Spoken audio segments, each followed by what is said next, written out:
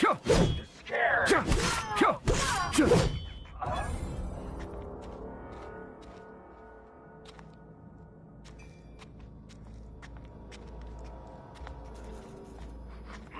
Smell something.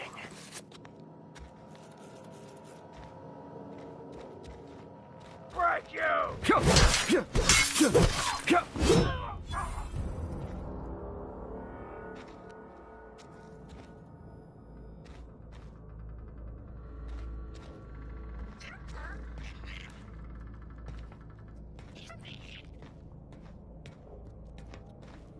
What's that noise?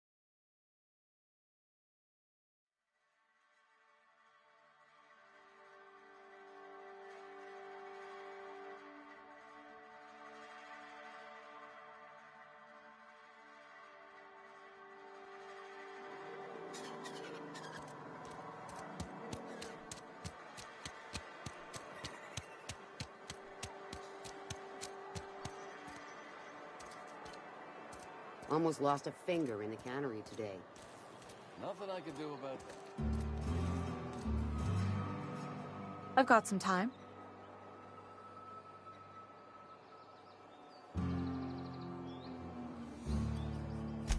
Oh, I'm an actuary. That means I keep tabs on a worker's living expenses. How much it costs to feed, clothe, shelter, bury, and replace. Technically, I'm Thanks.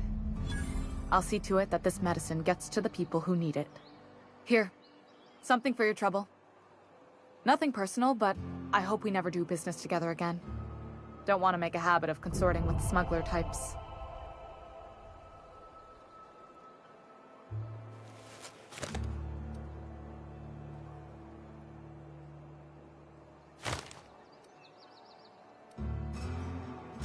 You do have some cheek on you. Lucky for you, I kept a little contingency fee in case you tried to negotiate with me. Somebody deserving. Silas, on account of him being out in the cold.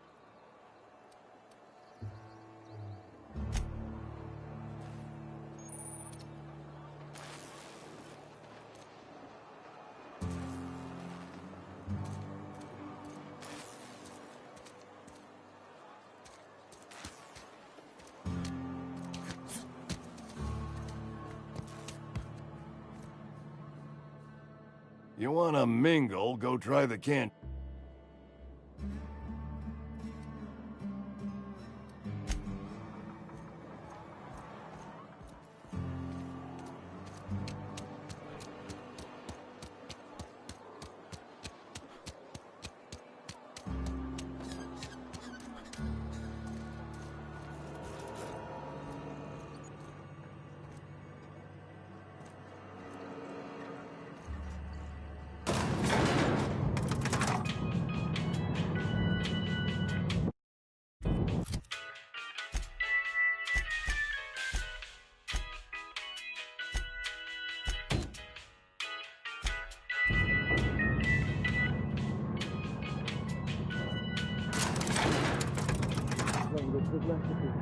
The Greek monkey order.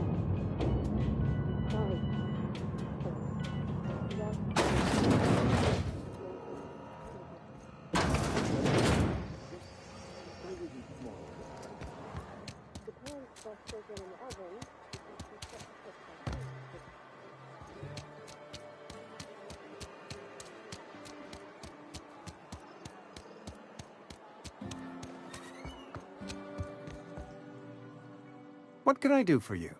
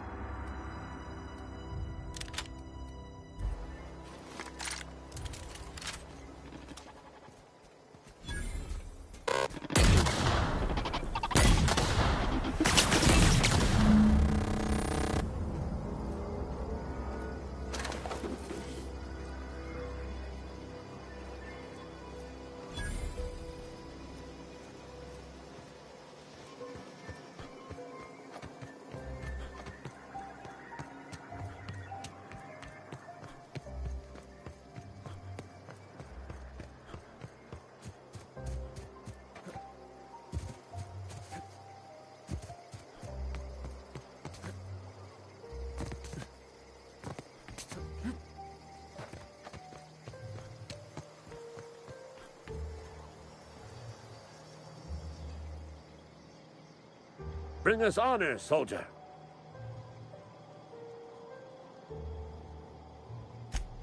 You beat that scout to scrap with its own legs? Pulled its optic cables out its head case? Actually, don't tell me. Rather use my imagination. You're a passing fair soldier, I will confess. But you are one, and the enemy is legion. What you need is an equalizer, a weapon to strike fear in their cold, mechanical hearts. Cantina, lavatory, behind one of the toilets. That's where I've kept it hidden all these years. Sharp, ain't it? The lavatory is the very last place a mechanical has need to enter. On the double, soldier. Don't want the bartender poking around in there with a mop.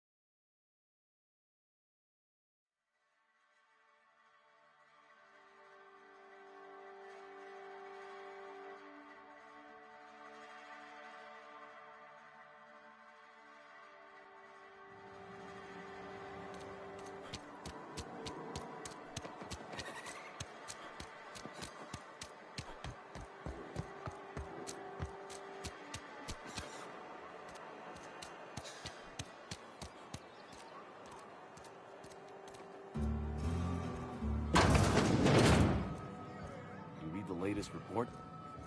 Only the part that's...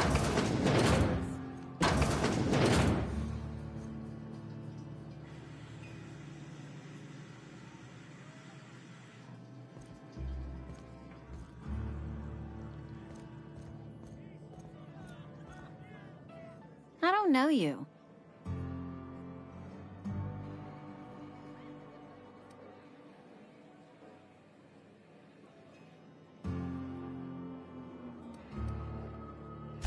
We don't welcome trouble. I don't know what you're about, but this here's a Spacer's Choice drinking establishment. We're all loyal, hard-working company folk here.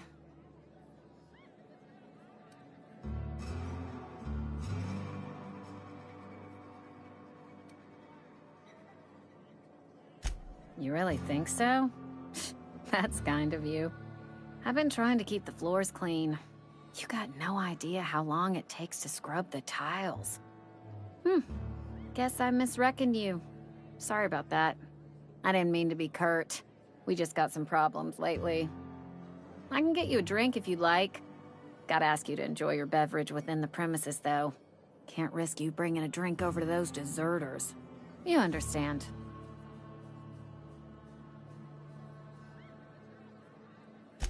Coming right up.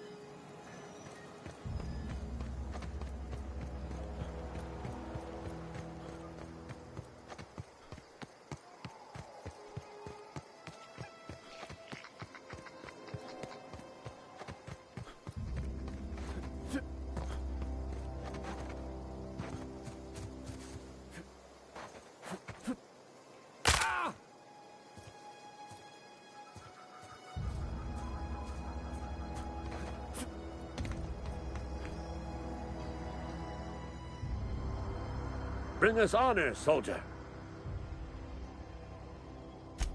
Feast your eyes, soldier. This here is a genuine Spacer's Choice injury customizing unit, designed to deliver a lethal blast of electrical discharge. I call it the Hand of the Law. You ever want to see a mechanical flailing around like a grounded fish? You stick a couple thousand volts in its guts. With compliments from old Ludwig. Fun. This ain't some quarterly performance review, soldier. Ours is... Time's come for you to journey down into the black heart of the enemy's camp. Unfortunately...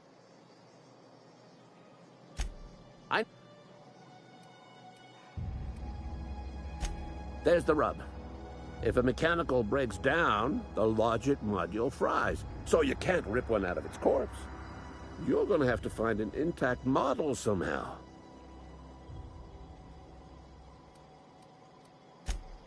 Don't tell anyone, all right? I've got a contact. A real expert in the inner workings of the automaton. We are gonna rip those mechanical secrets right out of their circuits.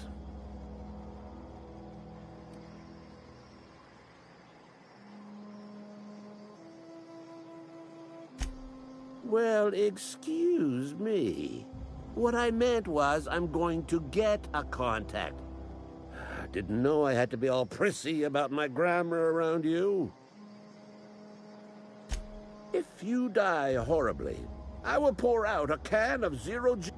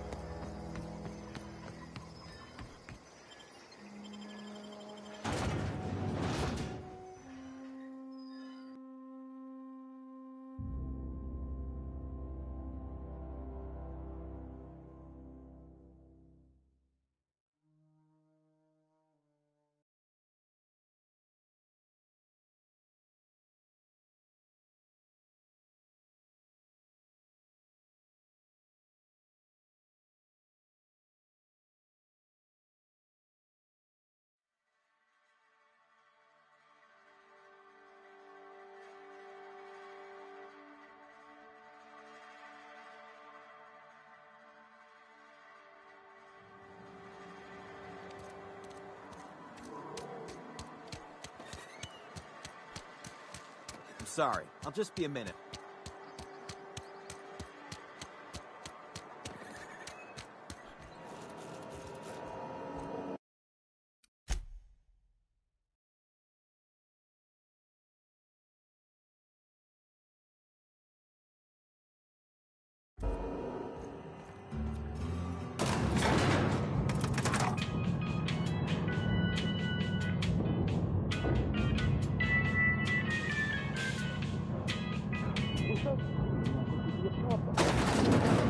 Any food, it cooks.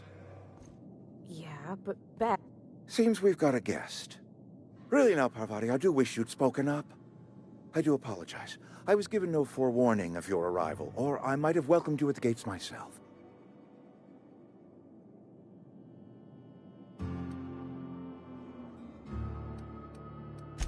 You were saying, Miss Holcomb. It's just what Beth needs is a proper refurbish. I can bandage her up and what all, but she's just... old. Sorry, I'm sorry. I'll do better. And I do wish you'd stop referring to our cannery as Bess. Personification of company property is strictly contrary to the Spacer's Choice Code of Conduct. My apologies. I am not in the habit of allowing my guests to witness such a row. Now, what can I do for you?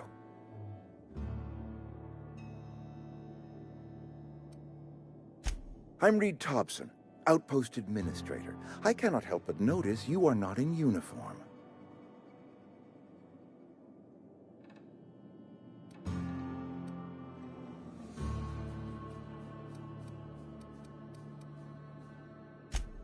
Yes, so it dawns on me. Seems I allowed my excitement to run away with my wits. Been a few seasons since we've had a visitor pass through.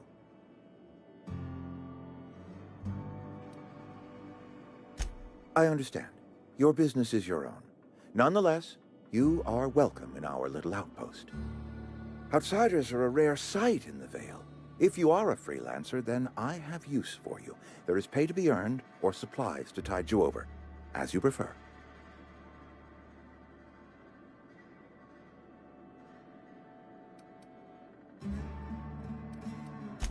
The sort of work for which I cannot spare my own people. I am in the midst of a difficulty, the resolution of which requires a third party. You. There's an old botanical lab, mostly abandoned now, but still eating up power from our plant, power which our cannery sorely needs.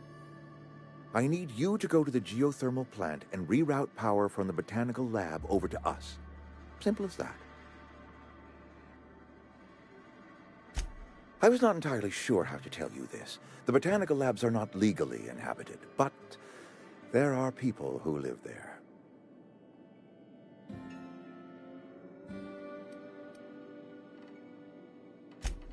No, I do not imagine they will be pleased. But like a parent disciplining an unruly child, you will be doing them a kindness. The people living in the botanical labs, they're deserters. Former workers. I need them back at their posts. I need them to come home.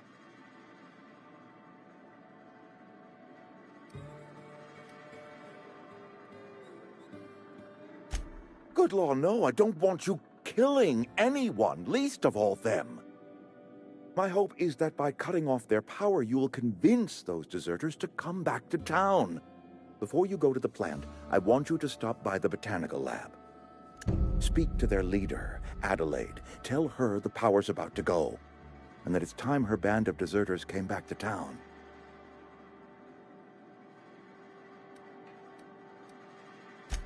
Adelaide's older than the other deserters. She's dignified, kindly. From what I understand, her camp looks to her for leadership.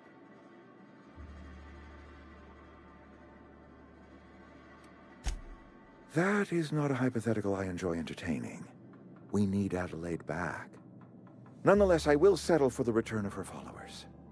We belong to one community, the Spacer's Choice family.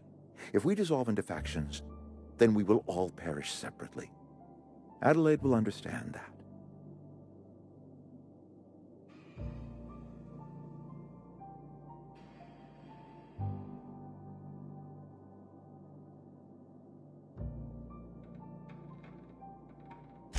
My dad told me all about the plant. Taught me all he knew. I could come in useful. I mean, if that's all right with you, Mr. Thompson. Sir. I hesitate to part ways with Miss Holcomb, but I cannot deny that she is talented, and may prove useful to you. You will need an administrative passcode in order to enter the plant. I am trusting you with mine, and trusting Miss Holcomb to guide you if you'd like.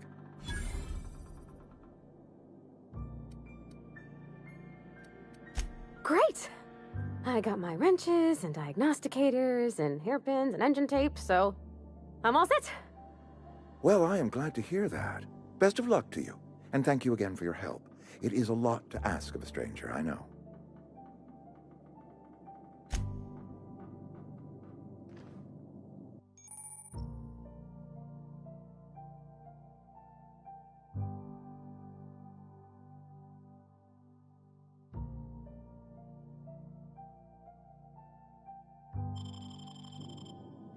We better clear out of Mr. Thompson's office before we talk.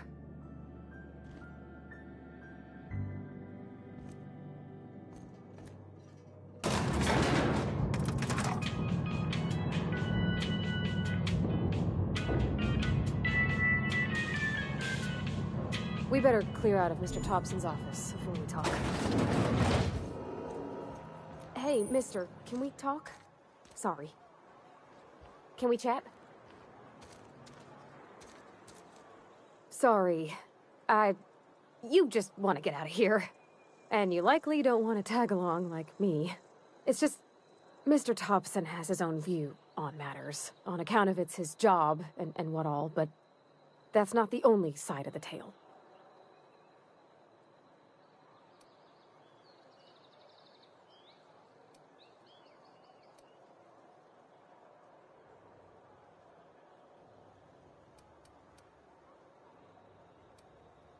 Oh, he ain't a liar. He believes every word he says. It's just, he doesn't always get where other folk are talking from. To Mr. Thompson, a person's a gear. It does its job quiet-like. If it squeaks or stutters, it gets replaced. The deserters are decent folk. I knew some of them before they left.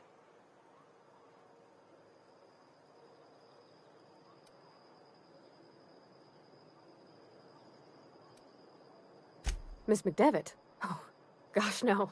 She was a real important person. A flavorist. Made all the food taste decent. She used to work up in the big office with Mr. Thompson. All I know is she left after her son died. It was a real big to-do. I could hear them both yelling clear from my own place.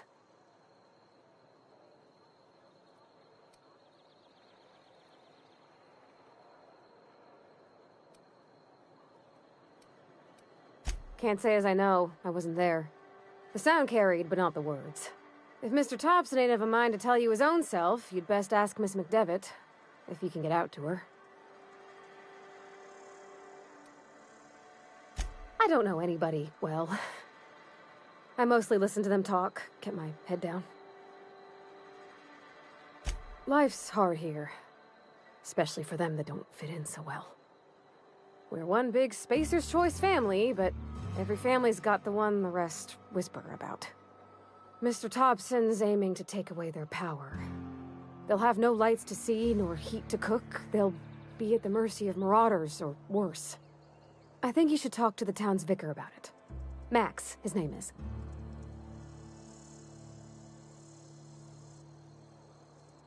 Thanks, mister. I just think when you gotta make a decision that'll hurt somebody, it's best to think on the right and wrong of it. That's what my dad used to say anyways.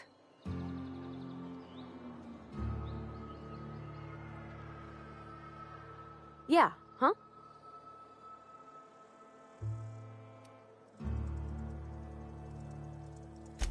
That's on account of how I never met her. It's hard to miss what you never knew. I don't ponder it over much. She was in another division of the Spacer's Choice family. She worked in the Vale a few months, sorting the cannery computers. Her contract said any kids she had, expected or not, belonged to her office from the time of conception. So when I was born, I got sent here.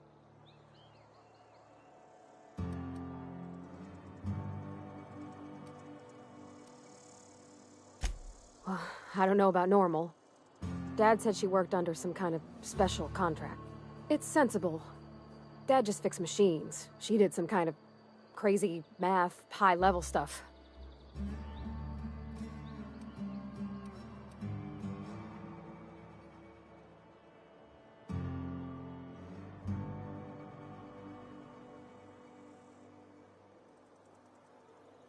A whole ship? Like one that flies about the Aether? That's a tall order. I guess the generator that powers Bess? I mean, the cannery. If you turn on the thermal plant like Mr. Thompson wants, we can shut down the generator. Then it'd be safe to yank the regulator.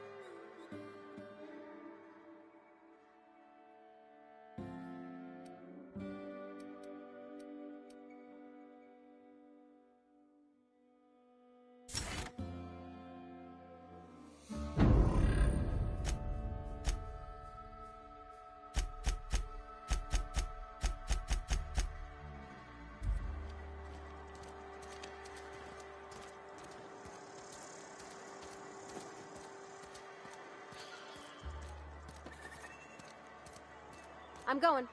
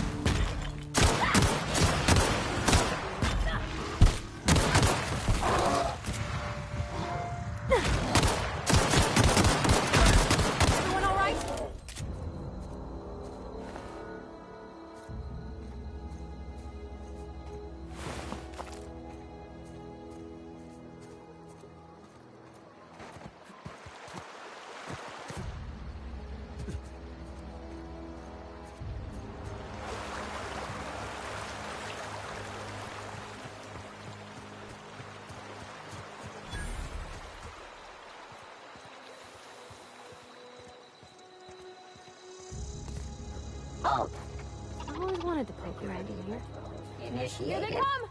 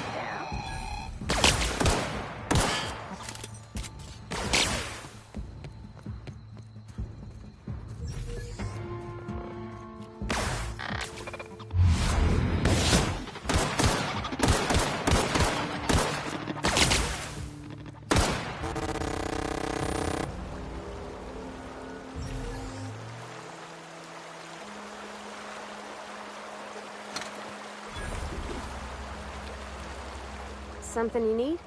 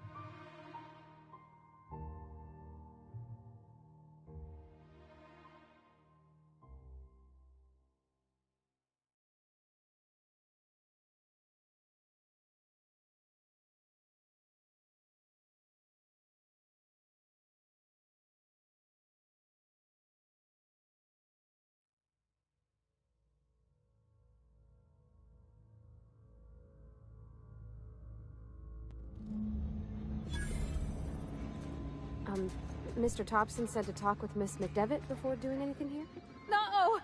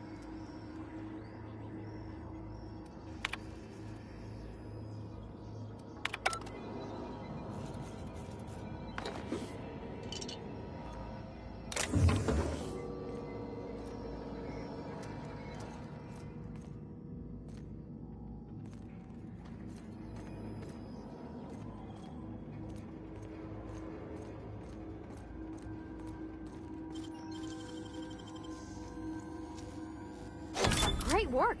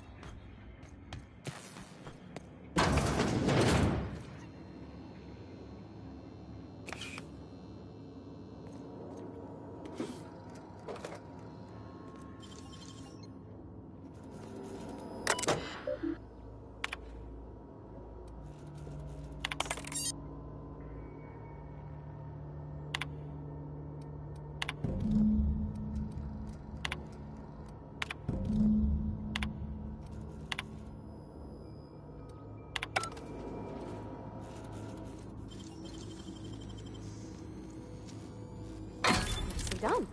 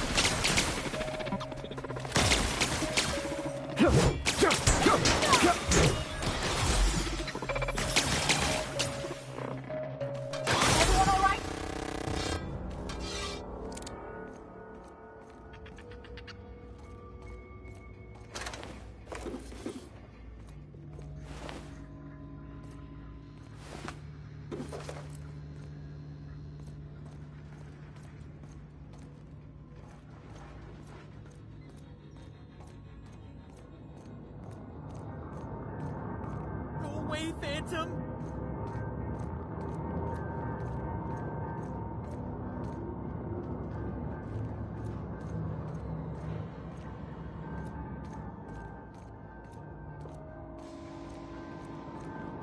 No, just leave me alone!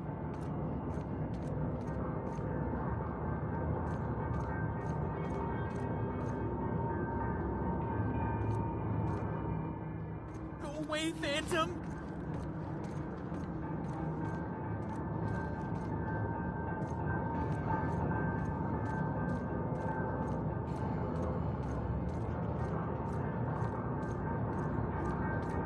Go away, Phantom!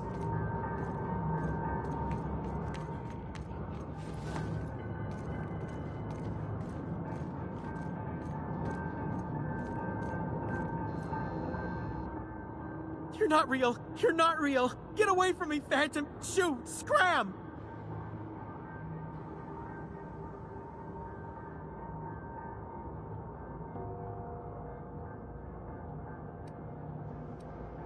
Most people? But I'm the only one left. No. Remember your first rule, Higgins. No arg... See? See, Higgins? This is why you must always boil your sprats before ingesting.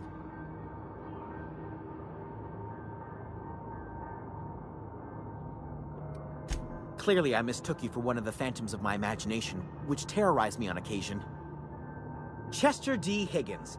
The D stands for definitely not insane. I use it as a reminder.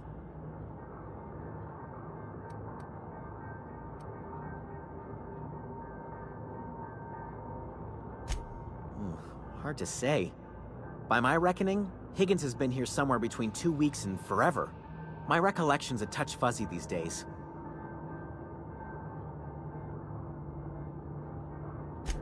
Oh, Higgins has been many things over the years. Sprat Wrangler, Saltuna Critic, Aetherwave Personality, Chairman of the Board, Galactic Defender, Sisty Pig Tycoon.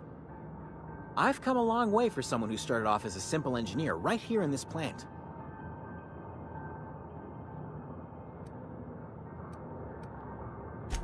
Jimmy'd opened the vending machines. That lasted a good couple of months.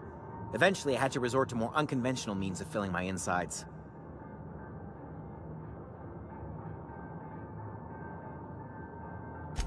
Mechanicals lost their bolts. Opened fire on anything that moved. It was pandemonium. I was on cleaning duty at the time. My old boss had me scrubbing pipes when the killing started. So, as usual, I missed out. I specialized in automechanicals, drones, sentries. Repaired them, maintained, upgraded. Look, I don't want to fall into any trouble with the mechanicals. If they wise up to our plans, they will come for us. With prodding irons.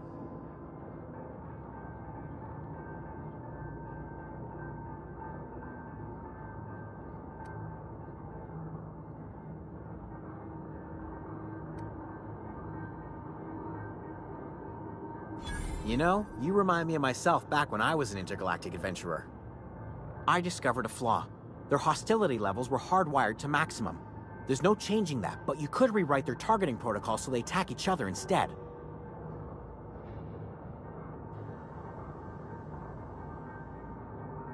Yes, that's exactly it. I see you're also versed in the noble art of mechanical engineering. There's a behavior control terminal in the other room. It should have options to change how the mechanicals act, including whom they shoot at. Oh, that reminds me. You'll need my passcode to access the behavior control terminal. Here, let me just write it down for you. Funny thing, I was working on a logic module just before the mayhem started. Security chief found me and confiscated the logic module. The tail. Definitely. Forgot.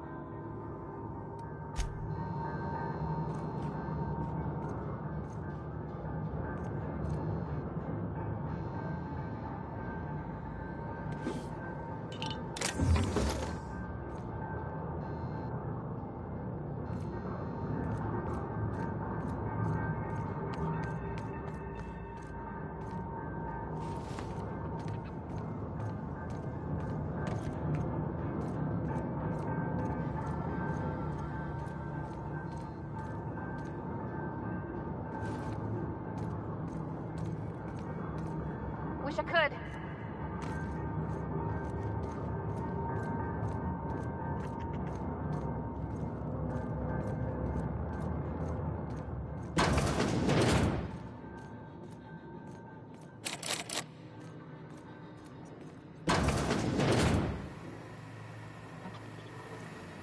Mind the steam.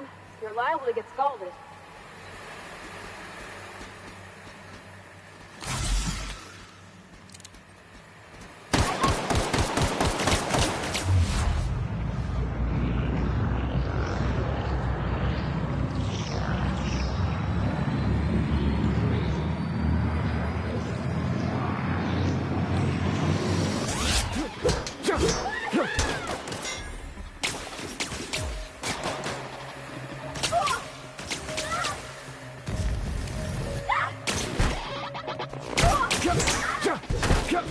That's the last of them!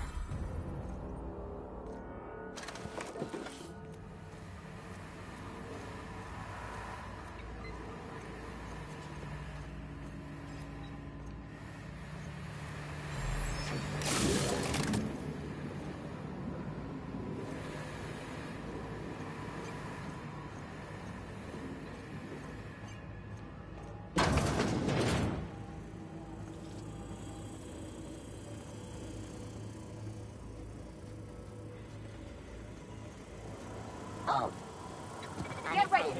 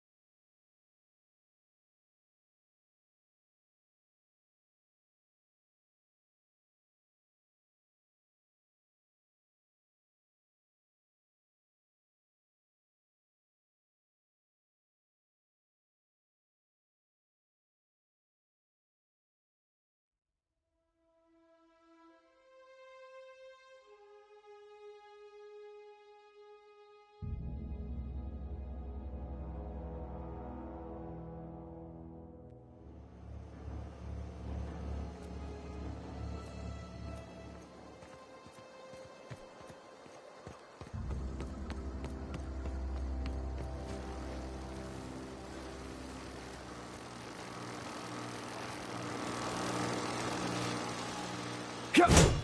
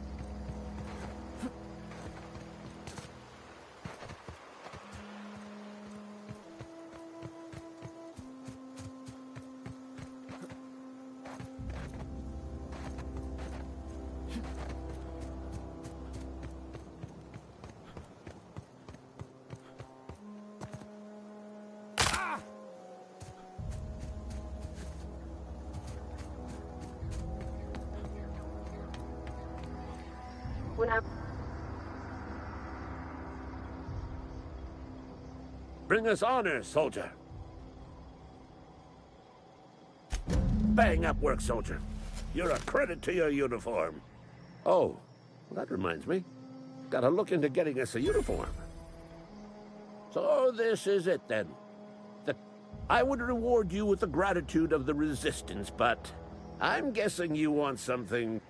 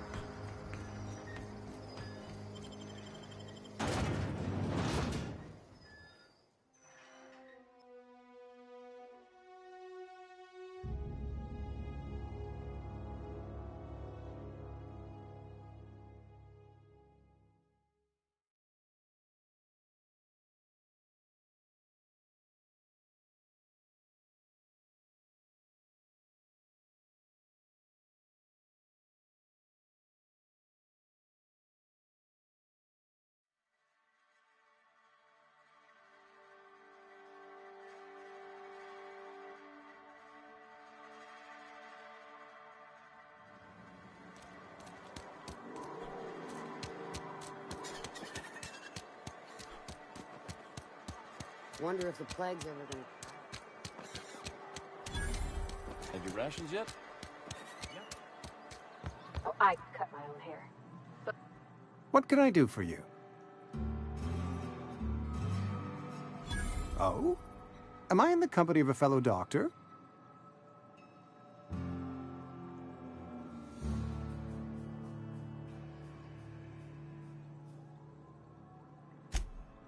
I am a Spacer's Choice certified surgeon, and if you must know, I can stitch a severed thumb with a 58% chance of avoiding gangrene.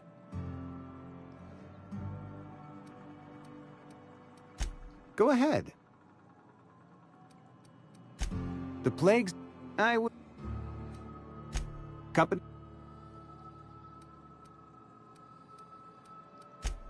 Nature is monstrous, friend, and this plague is natural selection at work.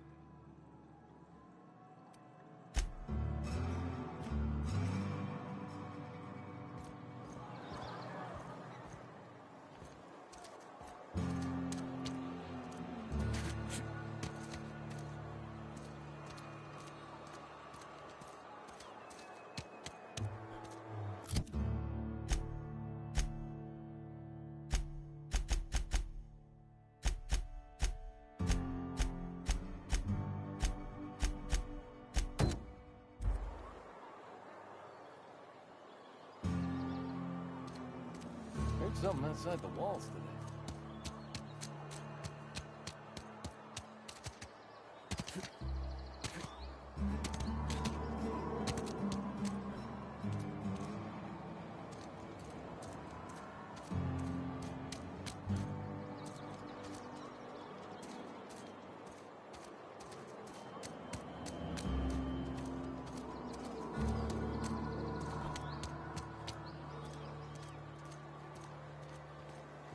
I've always felt weird in here. It's too clean.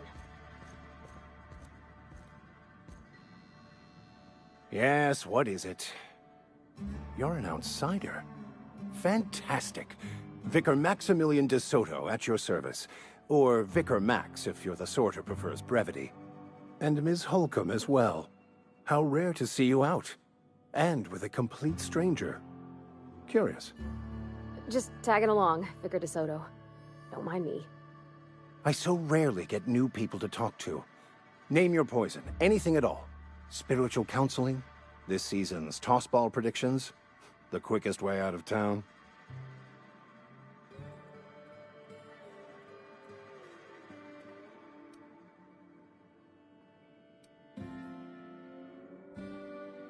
They who are not satisfied with their work are satisfied with nothing. No. How about, work fortifies the spirit. True exhaustion awaits idle hands.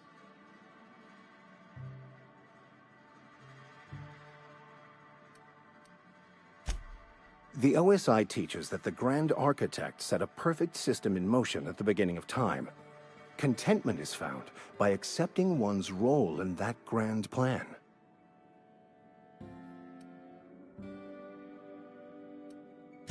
What would you like to discuss? But what? I thought you would talk to him. You wanted to speak to me, Ms. Holcomb? Every time I've tried to engage you in conversation, you look at the floor, answer in single words, and slink away. I can't imagine what would be so grave as to drive her to my mission. What has Mr. Thompson asked you to do?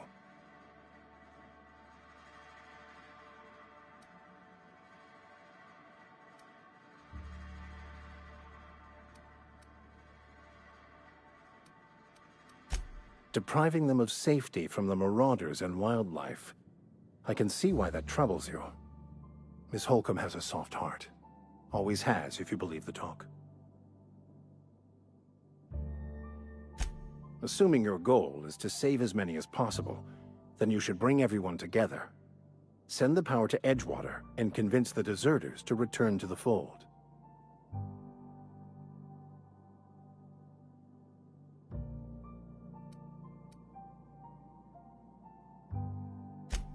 If you don't mind a bit of unsolicited advice, be cautious on your way to the geothermal plant. It is not as safe as you might assume.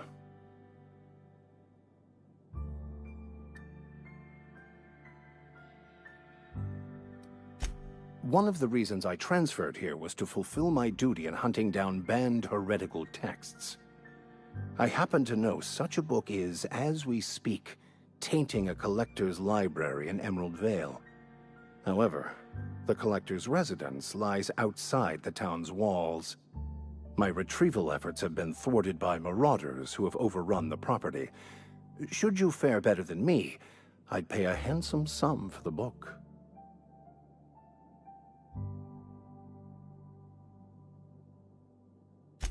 It's a handwritten journal of...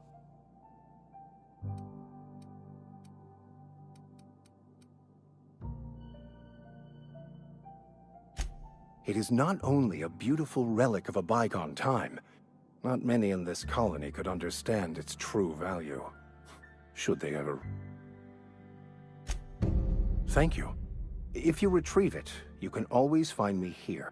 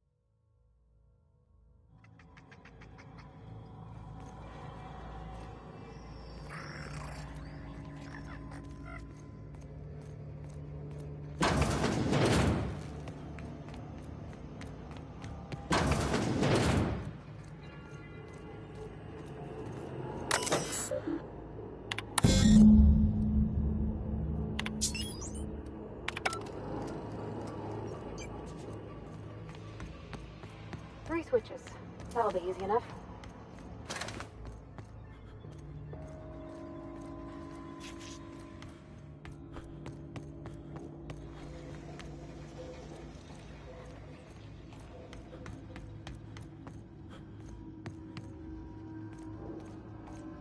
Where'd you go?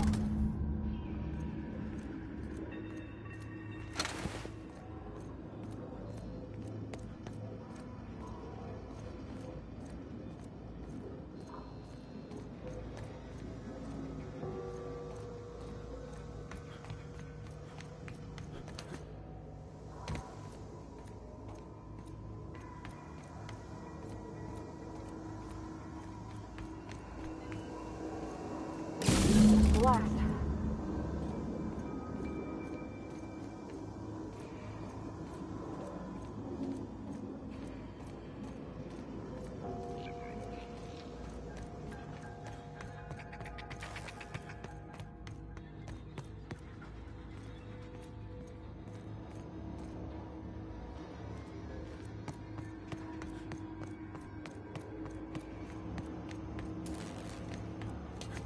Once we do this, there's no...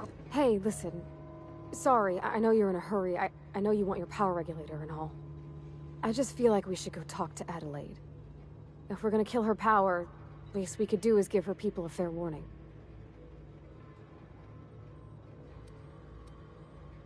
Oh. Oh, well, thanks. I mean, you're welcome. I mean, I appreciate you hearing me out.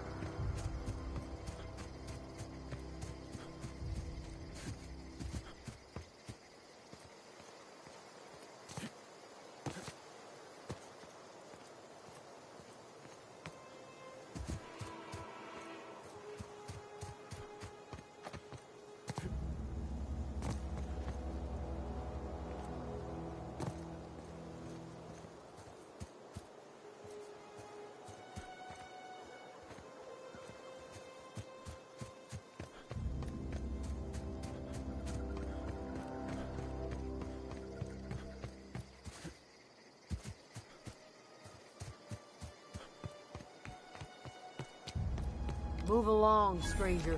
We don't want any trouble.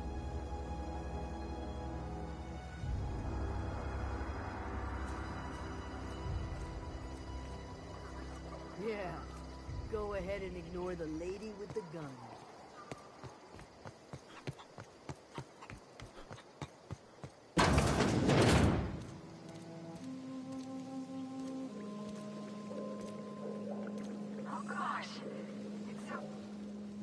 If you're hungry, there's meat turning on the spit outside. If you're bearing illness, find a place to lay your head down and I'll fetch you a poultice.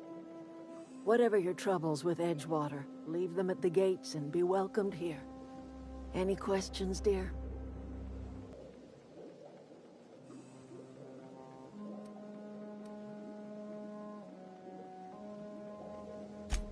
I have been called that, among other things.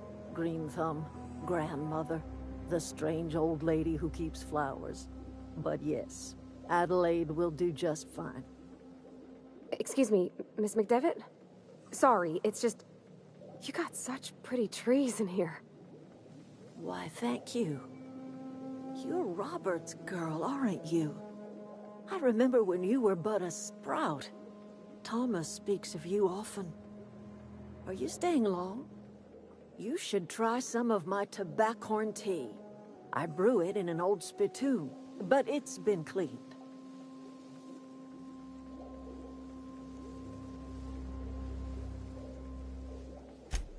Reed Thompson, you here on behalf of that cold-eyed reptile? Let's hear it. What's Reed's idea of peace, then?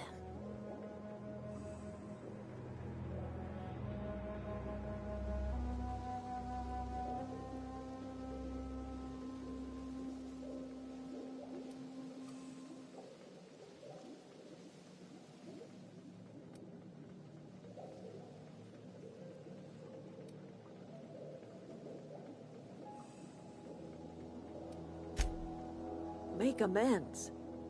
Spare me. Only thing Reed knows how to make is a mess. Like everything else that comes out of Edgewater, that peace offering is canned. I and my own are living just fine out here by ourselves.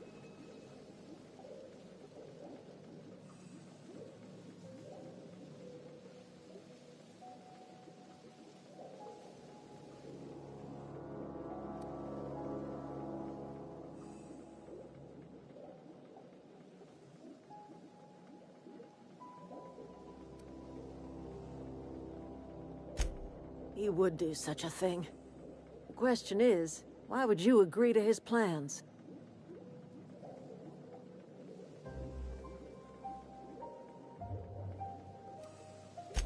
If you're going down to the plant, you should divert power away from Edgewater and toward our end of the grid. Think about it. You'd be liberating an entire town from a lifetime of service to that odious cannery. Seems the sort of thing a hero would do.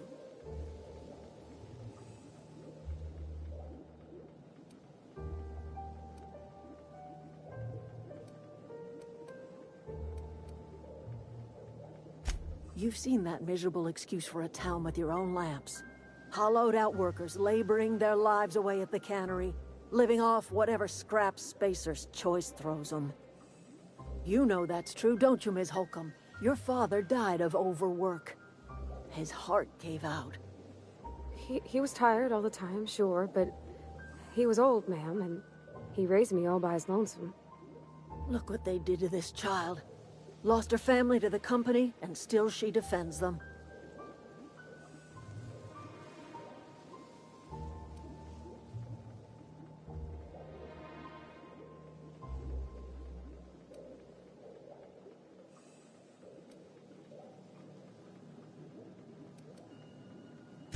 I'm all right. I ain't so fragile. That was unkind of me. I'm sorry, dear.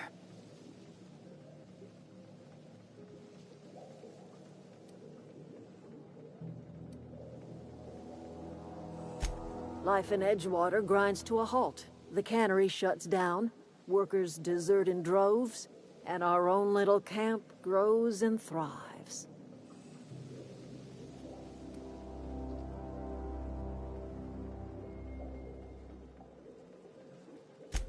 You bring power to Reed's town and you'll be killing us. Reed knows it. He's counting on it.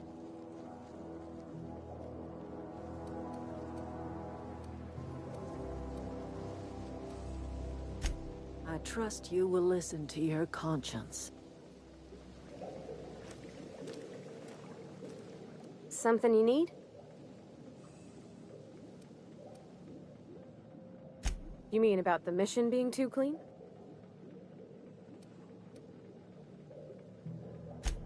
I know, but Vickers says the universe is a machine, that it runs... The machine Vickers sees is one ain't never...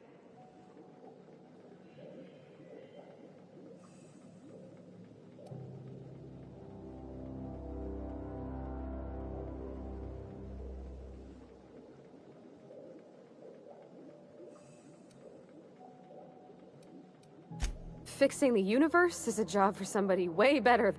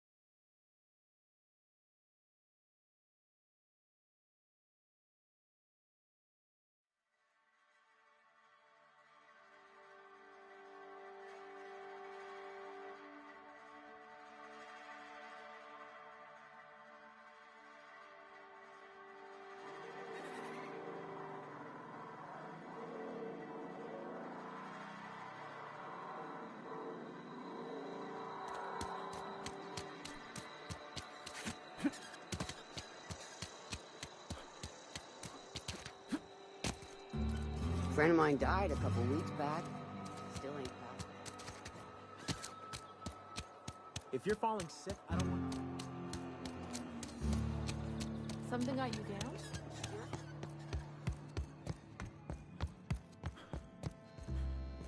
Any progress on that matter we discussed? Wonderful. This is fantastic. Well worth all the sacrifices I... Wait. What the fuck is this? Is this... French? I can't fucking read French. It's a law-forsaken joke is what it is. French. Ha! I was so high and mighty, preaching to the yokels about following the plan, while fighting it at every turn.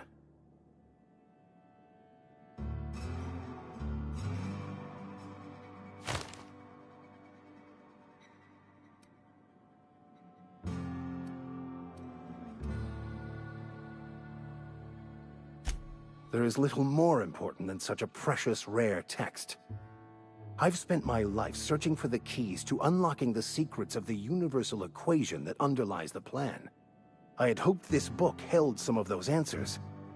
I became so desperate, I even got myself assigned to this plague-ridden backwater to find the damn thing. All the time.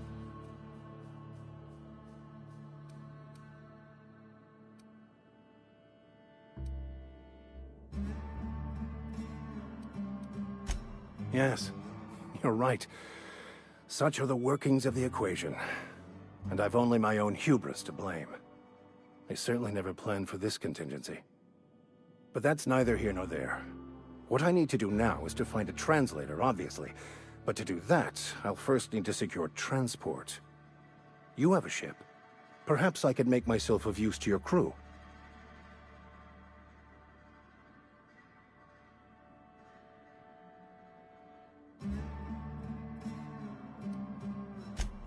Free spiritual counseling, someone to watch your back, not to mention a grown-up in the party.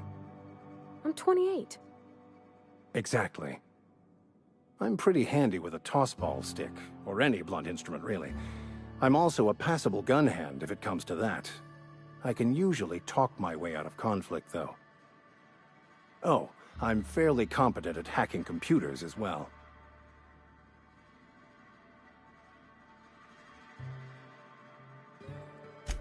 Fantastic. Let me get my things in order, and I'll catch up with you. Edgewater's gonna miss you. Folk here always had good things to say about their vicar. Thank you, Ms. Holcomb. I'll be glad for the change of scenery, and to leave this place behind. I shall see you on the ship, Captain, whenever you're ready to leave Emerald Vale.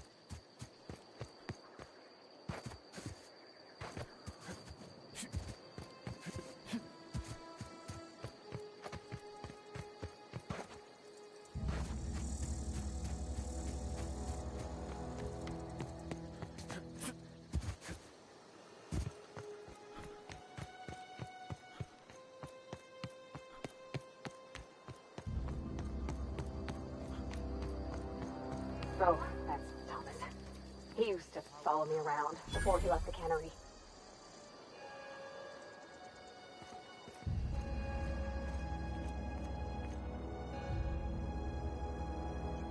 That's the thing about growing old. Your eyes start to fail. Elsewise, I would have seen you for the snake that you are, chopped you into pieces and roasted you on a spit. This is all you're doing. Cutting off my power, killing off my garden. Without refrigeration, my food will spoil, and my flock will starve. I want to ask you this in private, away from the eyes of my flock, so they do not see me lose my temper. Tell me, why did you do it?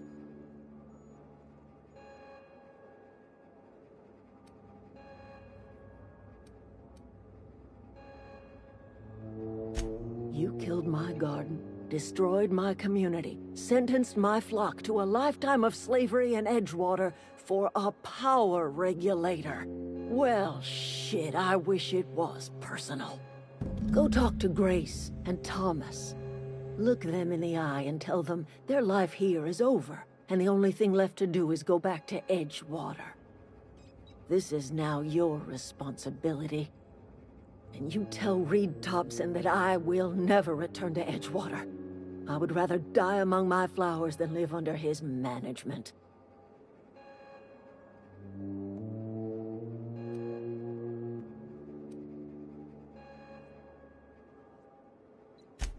My son worked in that cannery.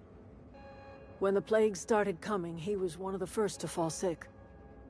We had a store of medicine locked away. But Reed refused to treat him. Said my boy didn't deserve treatment. Said the medicine would have been wasted on him. So I buried my boy in the cemetery, gathered my belongings, and left. That's as much of the story as you need to hear.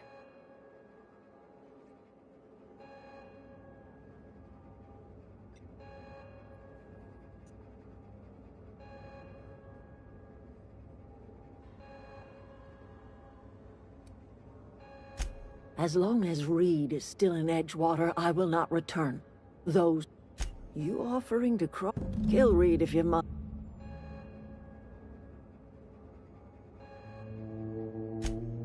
Tell Reed that I can make his people healthy again. I can end their plague. Start a new garden right in the cannery.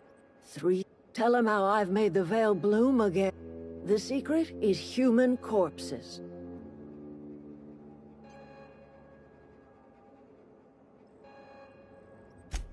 I have got a means to cure the plague, and I will not share that cure until Reed leaves town. Those are my terms.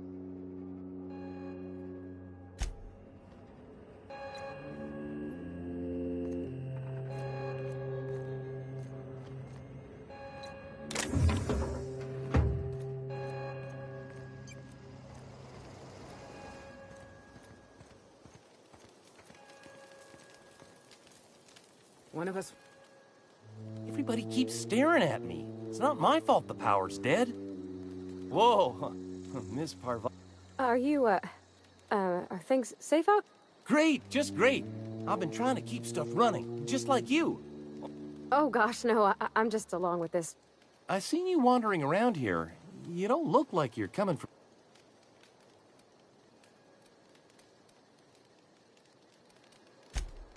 Sorry, fact...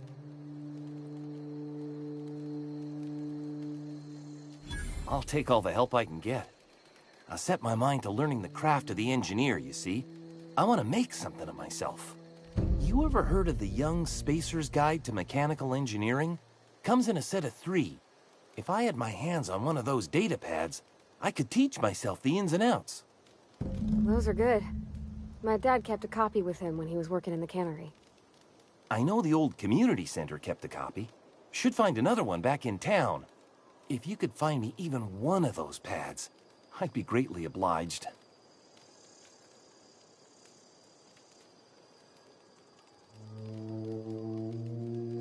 No kidding! Really? Well, which one?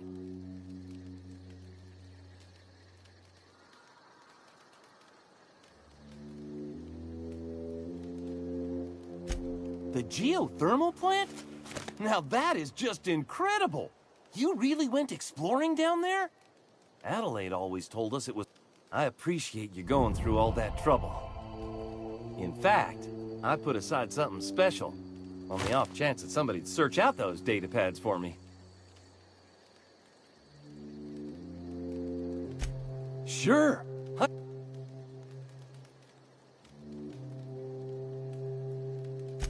I've been thinking about going back. I'm not much use to anybody here. I get sick thinking about working at the cannery. I can't...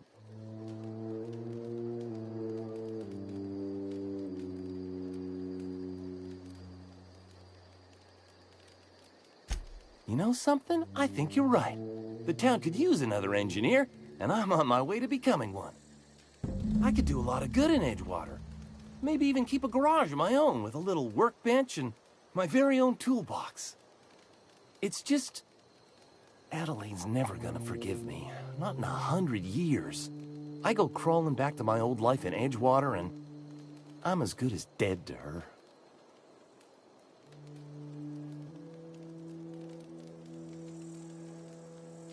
You know where to find me.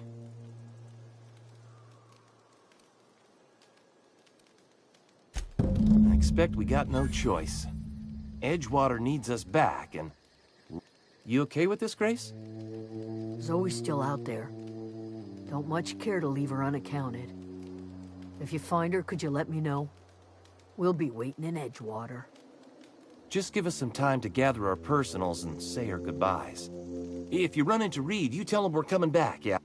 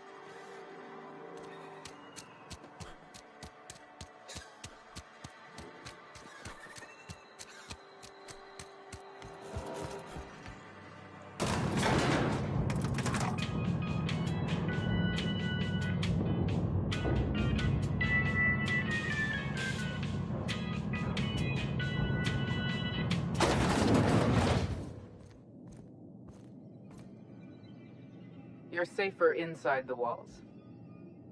This is a fine day, friend. Power flows through our town like a cool stream of water. I trust Adelaide's people have seen their way to reason. So, when can I expect them back at their posts?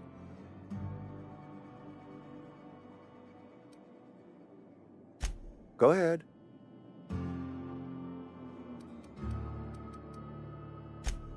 It is my job to keep 2 eyes on my town. I wish you... Yes, as a matter of... When I stand at my window and look out over my town, here we are all part of the Spacer's Choice.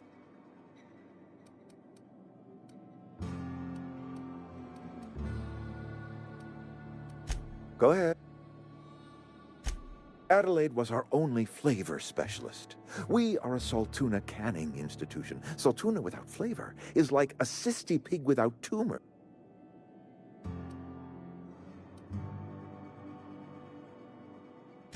Begging your pardon, Saltuna is a staple in the diet of any self-respecting space. Were it up to me, friend, I'd stack our larders with Saltuna galore. No other brand. But, and this is something we must keep between the two of us, Saltuna is hard to come by.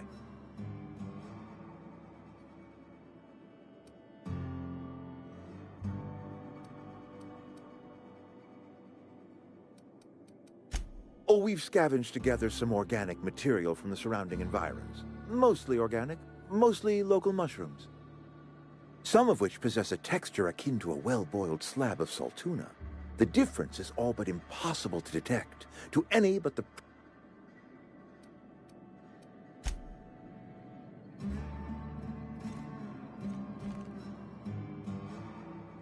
I appreciate what you've done for us.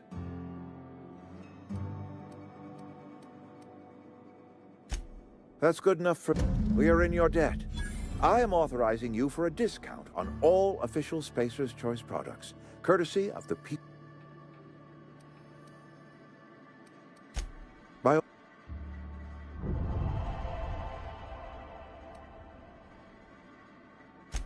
Thomas Kemp? I remember him. Had to...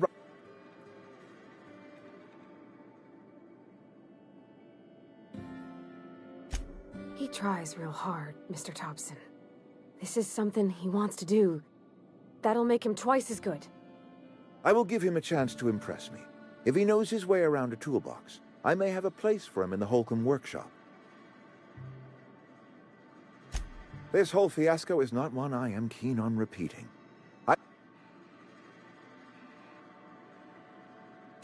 With more hands at the cannery,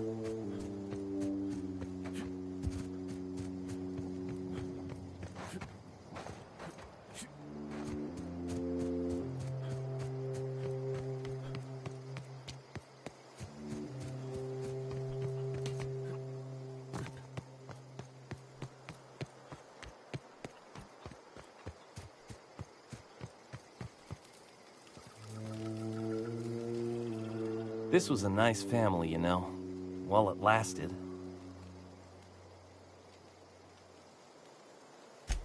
No kidding! Really?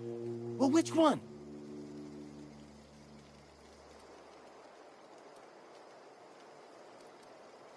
Look at that! Building a computing machine out of Spectrum potatoes, a primer. I'm just glad it survived all these years. 2 whole data pads? Be still my beating heart. Oh, almost forgot your payment.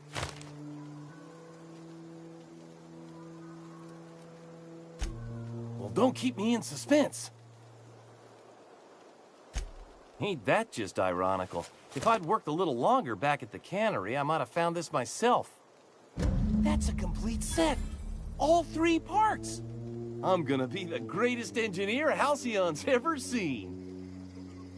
Aside from you, Ms. Parvati, I swear, I'll do you proud. I'm glad we could help, Thomas. I've been saving something for you. Just a little contraption I found. Should fit right into your outfit.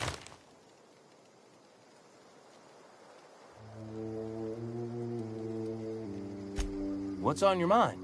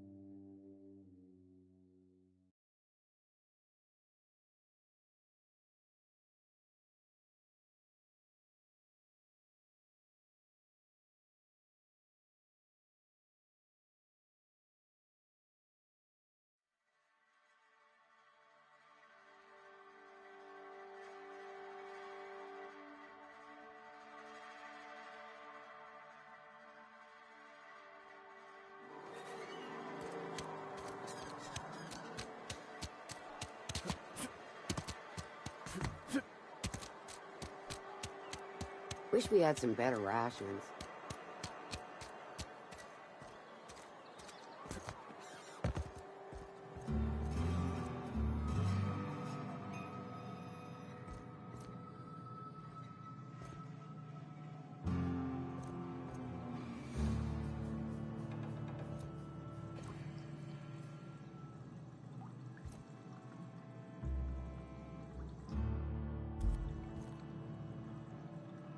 What can I do for you?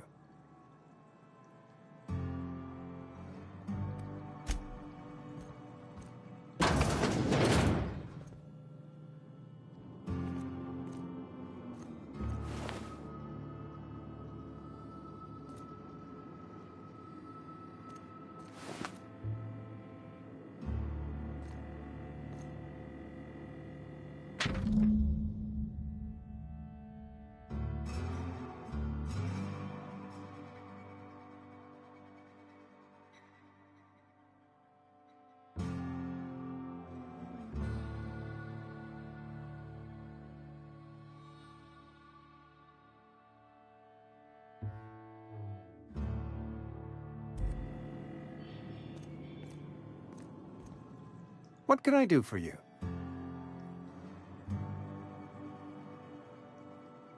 You know about Eugene? How?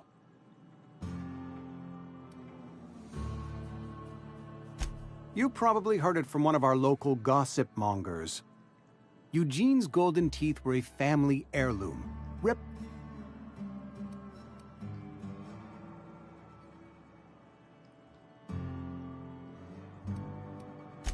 That's unthinkable.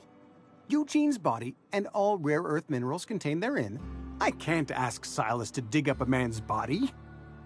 Are you asking rhetorically? Because if you're being serious... Ugh. Desperate measures, Miss Holcomb. Desperate measures. I'm going to have to ask Silas to dig up those teeth. It's the only way I'm paying my gravesite fees.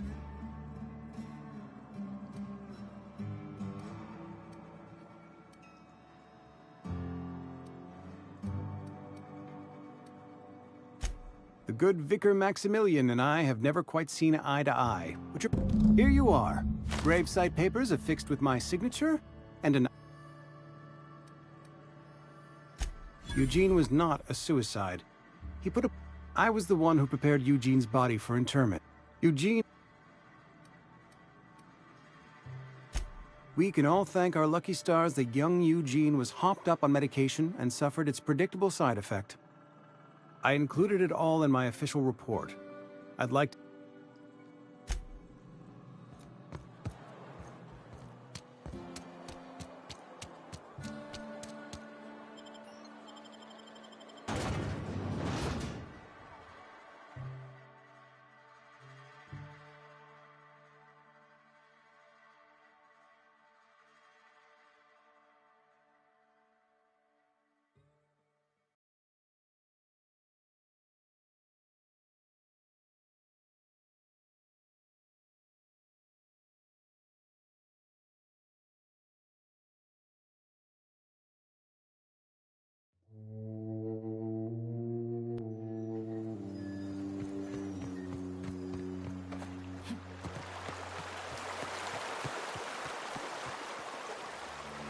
Hey, Miss Parvati.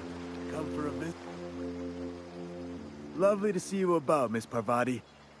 Things going all right, Silas? Been keeping him careful and true.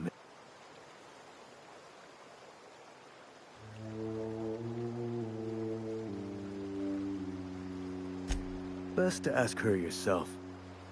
My dad's buried here. Silas watches over him when I can't leave the house.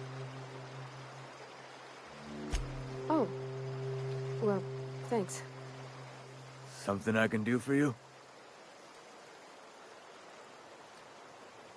You run into any trouble? Reliable work from a freelancer. That's gonna take some getting used to.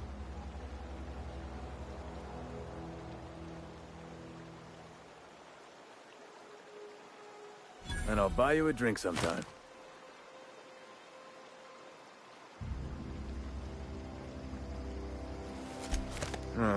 Suppose you've earned it. One good turn deserves another.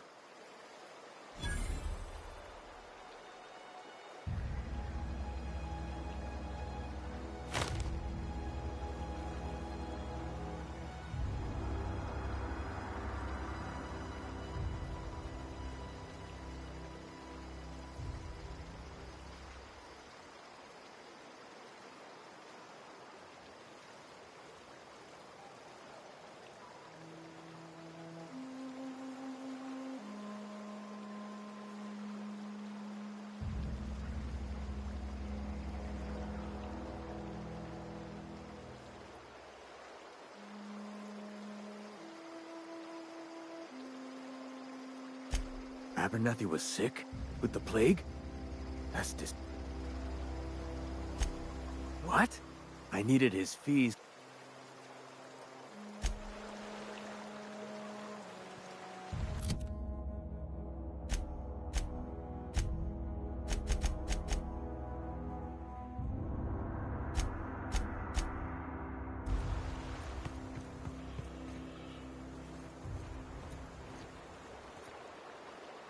I think you did the rightest thing you could sending the power back to Edgewater. A lot of people would have suffered otherwise. People I care for. Even if they didn't care much for me.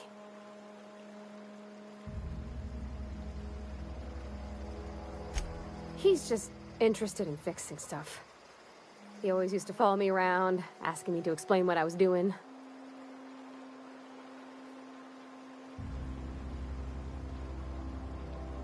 I'm just glad he's alive. That he's okay. I mean, when Mr. Thompson said he was fired, we all expected the...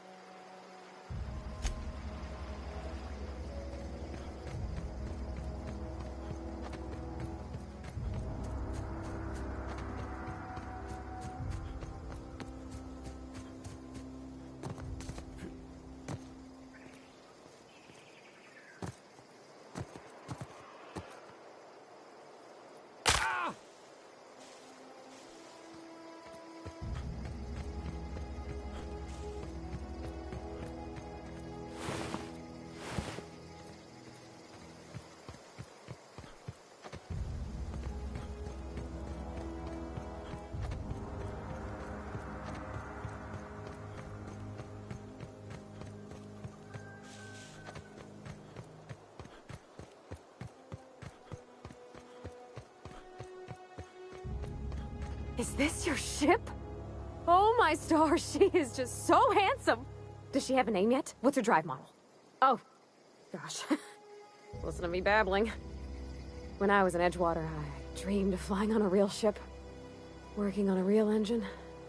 Belonging to a proper crew. I'm the only decent mechanic Edgewater's got, but... every time I think of going back, I get this... sinking feeling.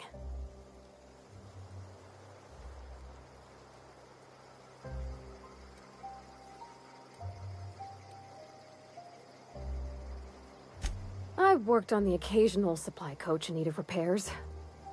Once I built a little... I want to ask you something, and you can say no. But... can I come with you? I could tend to your engine. I know my G-valves for my catalyzers, and I can keep your ship singing. And if you ever need a pair of eyes watching your back, I can do that too. What do you think?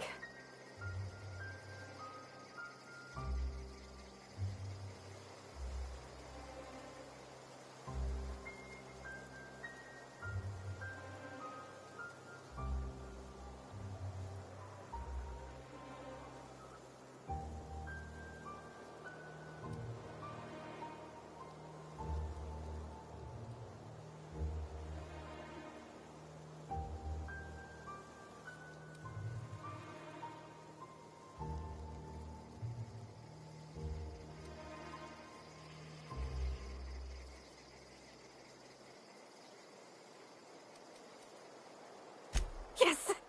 I mean, thanks. You won't regret this, mister. Captain. I can call you Captain now. Ha! I got a captain.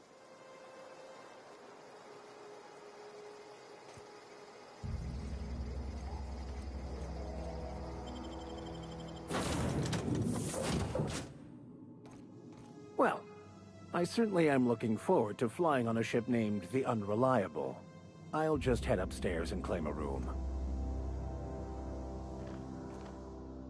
I find myself marveling at the complex simplicity of the Fibonacci spiral. I'm sure you know what that's... Something vexing you, Cap? Nothing too... that's... I grew up. I was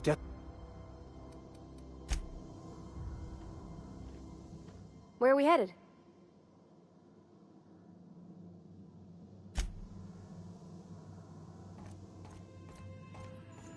Captain, I have detected that Edgewater's power supply is now optimal. I applaud your willingness to invest your time in the local community. What can I do for you, Captain?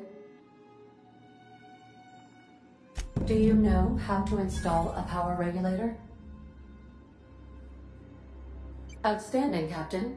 Your aptitude for engineering will prove invaluable in the event of another catastrophic engine failure.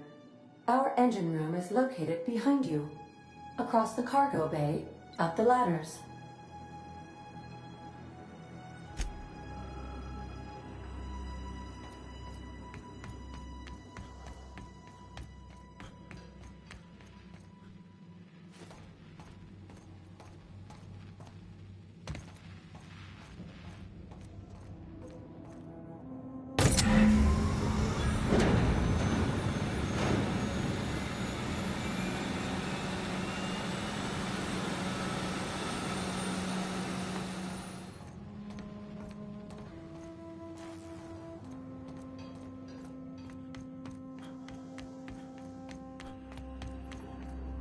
What can I do for you, Captain?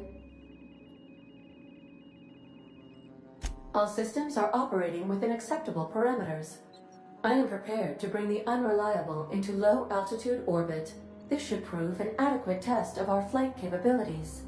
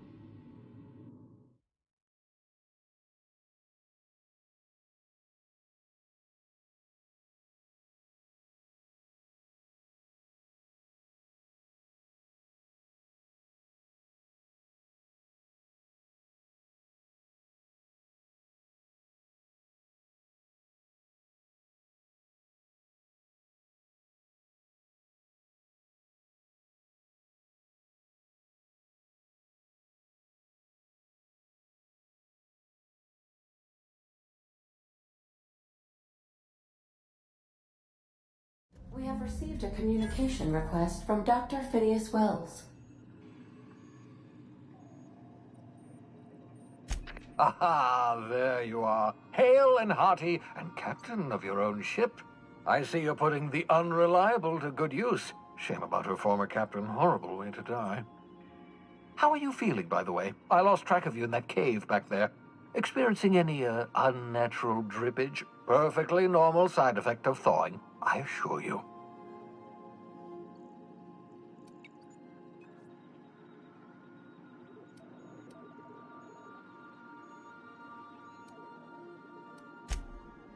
Oh, that, yes, that's probably permanent. I wouldn't worry about it, though. I'm sure you're fine. What you saw in Emerald Vale is happening all across the colony. Food shortages, lack of supplies, and basic necessities. We're dying. The chairman, the minister, and all their lackeys on the board are to blame. The Hope has some of the brightest minds Earth ever sent us. If we can revive the Hope's colonists, they can help us undo the board's mistakes. They can help us set things right. You need to get to Stellar Bay on Monarch. I have contacts there. They'll help me, help us, find the chemicals to revive your fellow colonists. Gladys Culkelly, lovely woman, runs a cozy little black marketing outfit on the Groundbreaker. She can get you a nav key to land on Stellar Bay.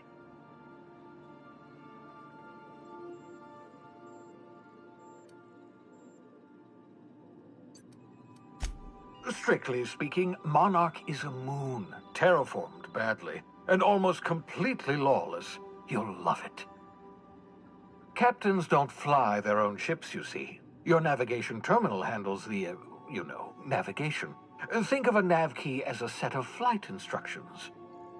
The board's been confiscating nav keys for Stellar Bay, so we must rely on unconventional means of acquisition. Hence, Miss Gladys Kilkelly.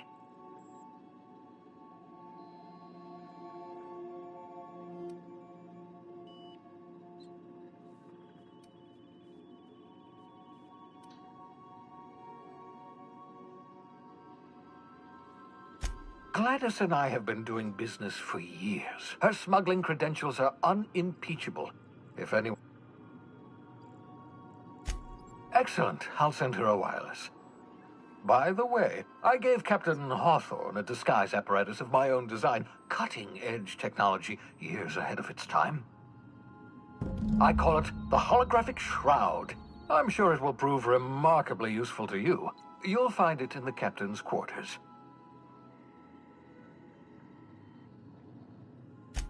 Excellent. I'll contact you once you've found a way to get to Stellar Bay. If you have any questions, come see me in my lab. And remember, don't trust the board. They'll try to win you over with promises of wealth and power, but it's a lie. The board's only interested in filling their own pockets. If we don't put a stop to them, they're going to run this colony to the ground. Transmission ended. If you are ready to depart, please select a destination on your navigation terminal.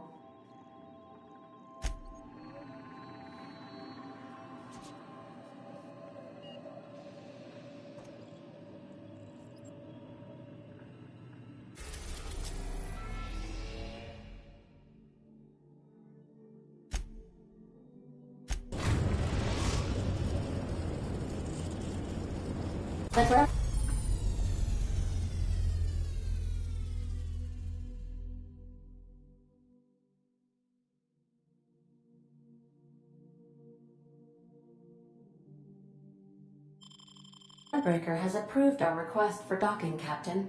You're free to disembark.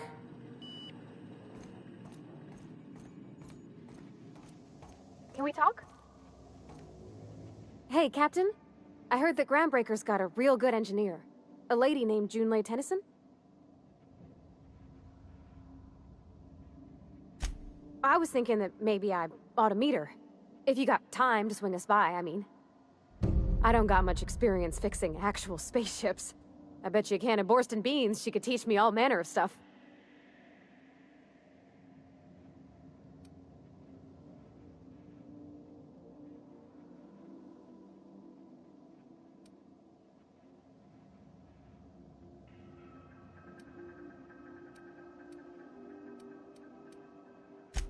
Thanks, Captain. I'll be sure to make it worth your time. Did you want to talk about something else?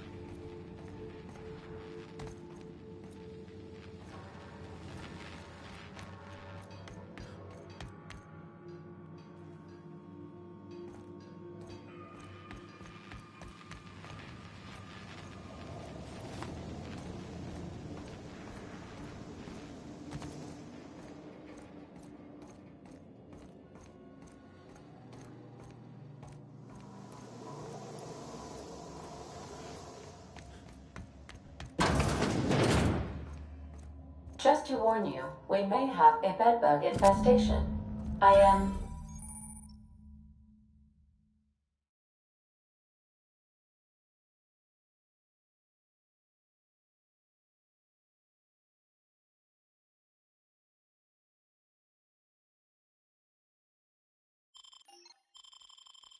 investigating non-toxic extermination measures.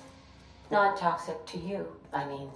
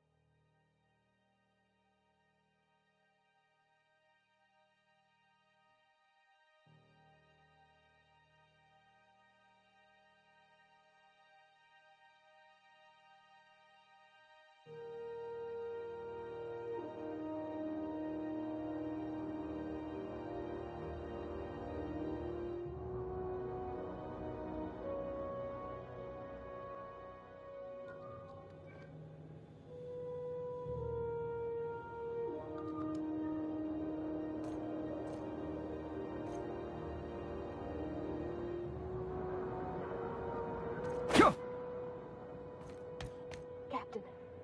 Hey, Captain. I'm in space. I never thought I'd be able to say that.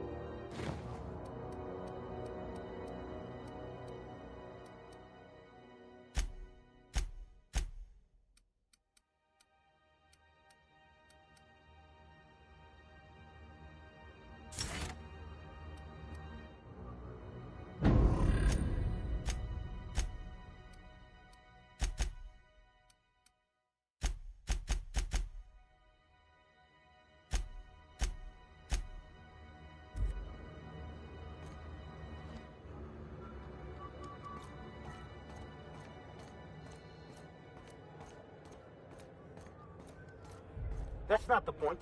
This halfwit just knocked out one of my workers. Now's not a good time. I'm dealing with a problem here. So, go space yourself. Problem solved. You must really want a truncheon through your teeth.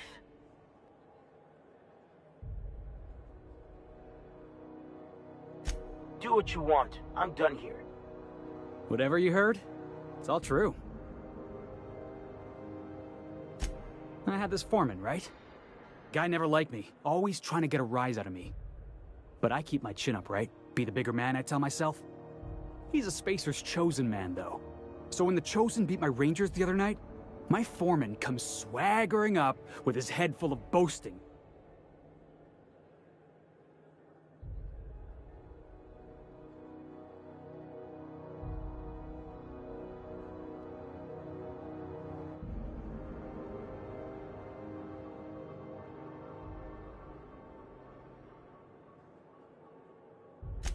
That's when I broadsided him with a tossball stick. Yeah. Look, this was a long time coming. Guy thinks he can push me around because he's some sky-high foreman, and I'm just a back bay's dock worker. Well, former dock worker. Guess I just tendered my resignation.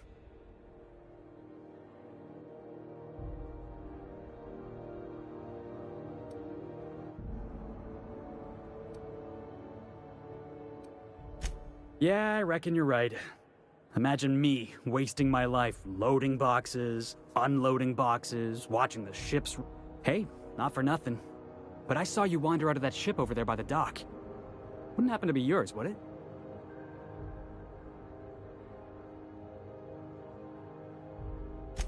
Captain of the Unreliable. You're like something out of a serial drama. Hey, I don't want to talk your ears off, guessing you got places to be. I appreciate your time.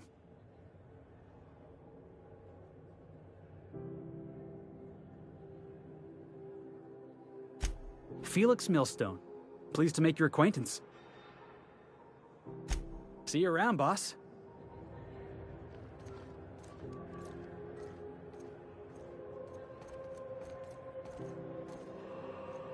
If it wasn't for us, this whole damn station would shut down. Do you mind? I'm trying to file a report.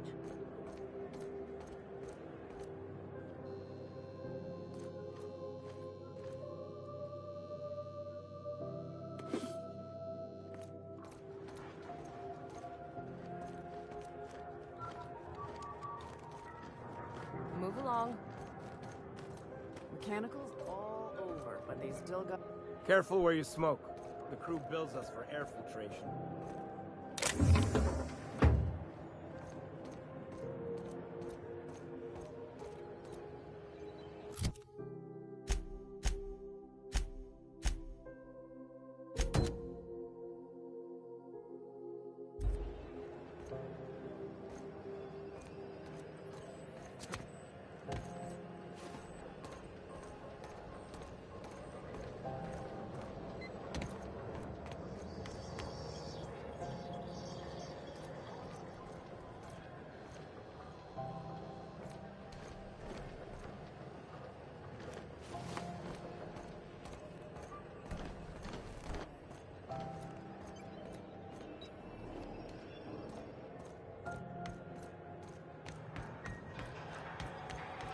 Customs and inspection, right this way. Identification, please.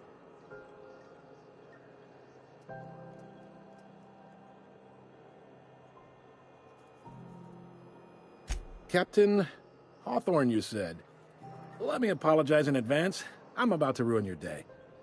According to your ship's record, you've been flagged by the board.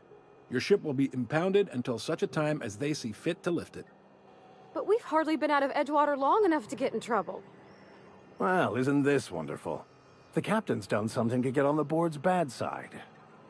Now, hold on. This isn't the end of the world. Probably.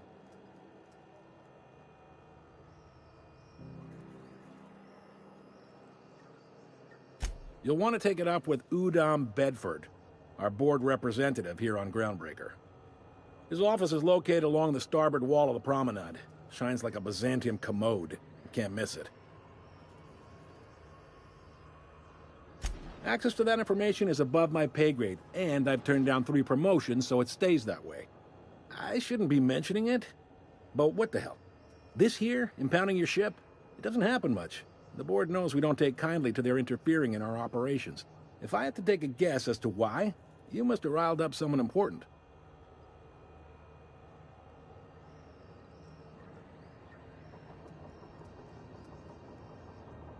You take the starch out of them, well, you won't hear any complaints from me. Oh, and if you're headed that way, would you mind doing me a favor? Wanda Dorset over in sickbay, tell her the shipment's not in yet. It's not coming in anytime soon, and if she'd be so obliged to get off my ass about it. A handful of SAM cleaning units retrofitted for surgery. I don't know much else. I stopped listening when she started yelling. Much appreciated. Is there anything else I can help you with?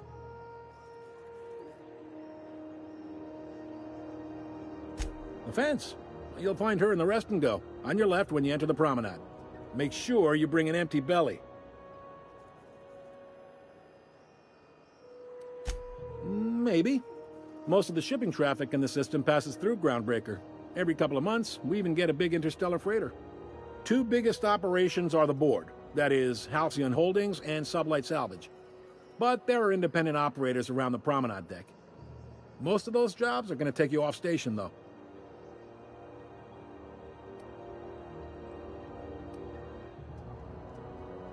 Relative to the board holdings? Not really. But there's a few with the means to go where they will. They aren't rich, but they aren't likely to look too close at your work history either.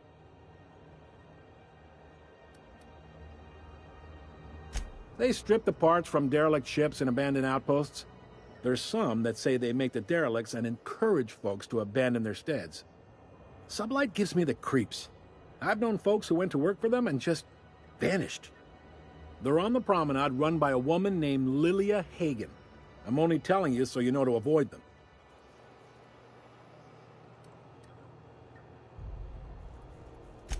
Commandant Sanita might have a couple of folks she needs killed.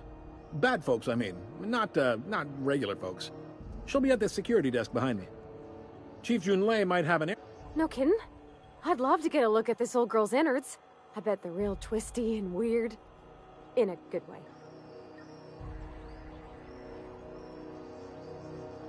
Happy to help. That's my job, after all. You're real good at it, too. Well, thank you, miss. It's nice to be recognized. Yep. Can we move this along? I have a certain, matter I'd like to attend to, Captain.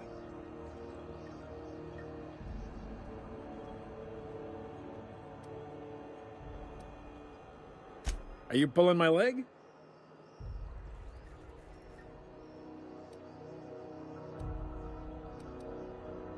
You must be one of them long-haul freighters from outside the colony.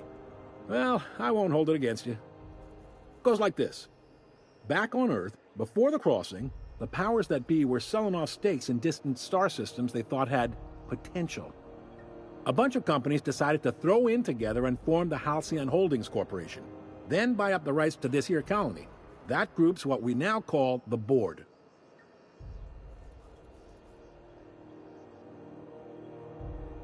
Yep, Groundbreaker's the only real independent port. Aside from us, there's just tramp freighters and wildcat miners. Seems like every year the board's offices get bigger and their ships take up more of the landing bays. Haven't seen nearly as many tramp crews this year.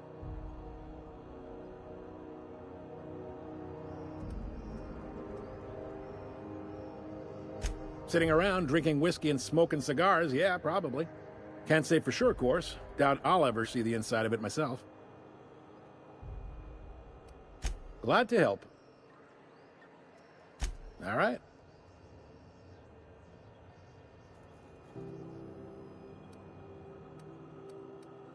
Be seeing you.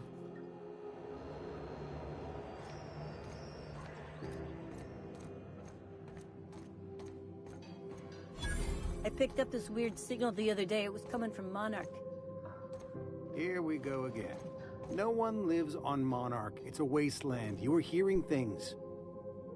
No, seriously. There was a lot of static at first, but then this... Try not to be distracted by the glare of the adverts. Lots of unsavory types about. There's something weighing on my mind.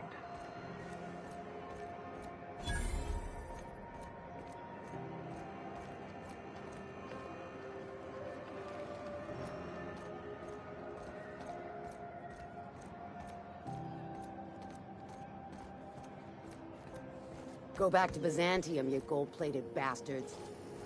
Yeah, no one wants you on Have you Groundbreaker. seen this man? Reward offered for information leading to the capture of noted terrorist Phineas Wells. Report any sightings to your local board embassy. Hearty greeting, potential customer. Welcome to Auntie's Kitchen, a home-style consumable protein dispensary. May this unit dispense proteins for your ingestion.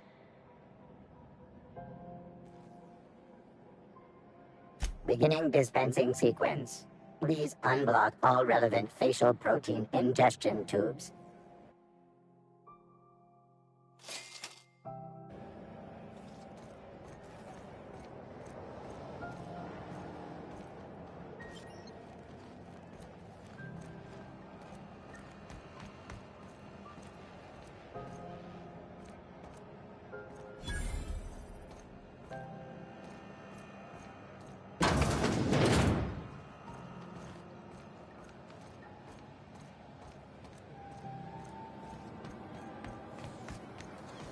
CNP Borsted Baked Beans. When you need to eat and run, Borsted Baked Beans is the only one.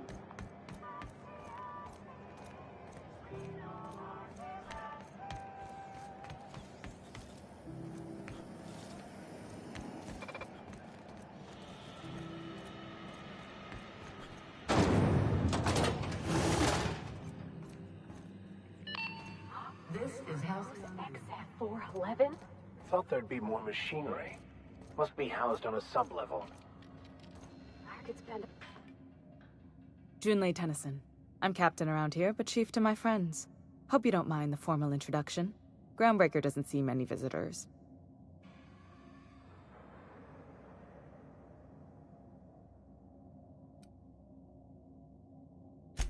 I heard we had someone in impound. Wish I could help. I gave the bureaucrats a motive authority over freight traffic, and it rankles them good when I challenge it. Just so we understand each other, I'm the final word on the ship. The Mardits, the crew, the engineers, their family. I hope there won't be any problems while you're visiting.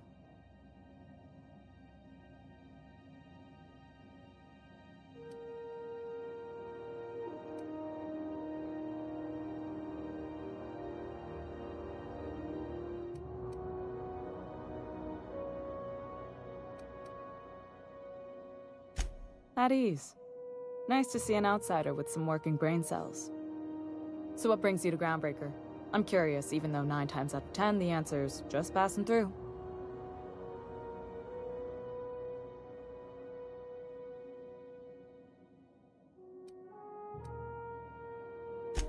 Interesting. The powers that be paint an ugly picture of Monarch. Critters and such. Maybe someone in the promenade can get you the right weapon for the job.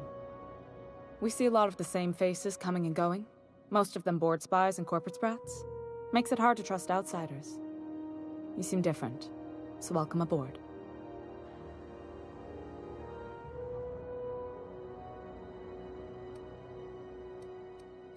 Groundbreaker's radiators need replacement parts. They're dumping superheated air into my ship.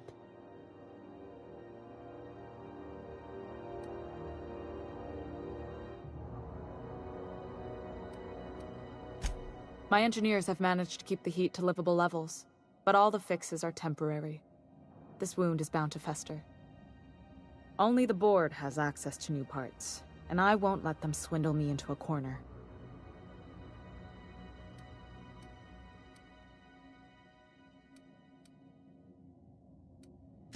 None. Every time I give in to the board, Groundbreaker loses its freedom. Soon there won't be anything left. I can't allow that. The board isn't helping, and my resources are spread thin. If I don't get those radiators back online, Groundbreaker, everyone on board, will be cooked alive.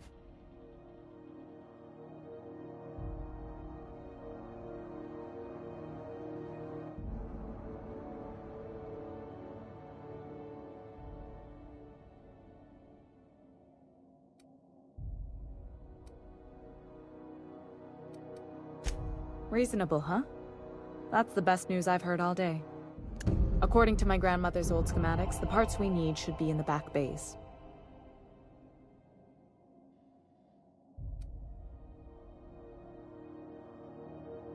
Sorry, I forgot not everyone knows this ship like I do. The back bays are on a lower deck, long abandoned and a haven for miscreants now.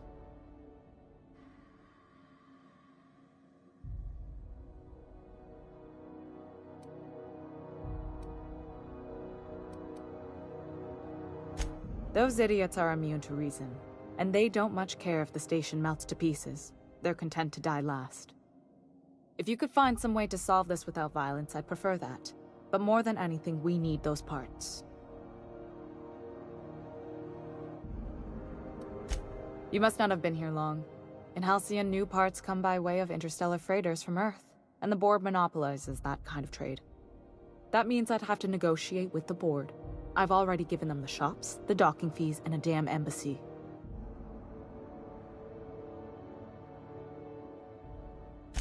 Damn right.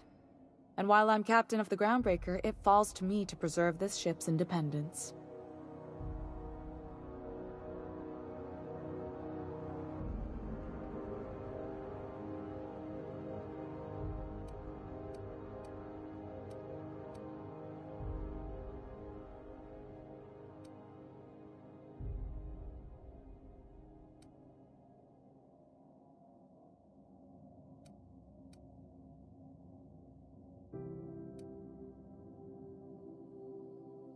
Good. Once you've obtained the parts, we can proceed to the next phase of repairs.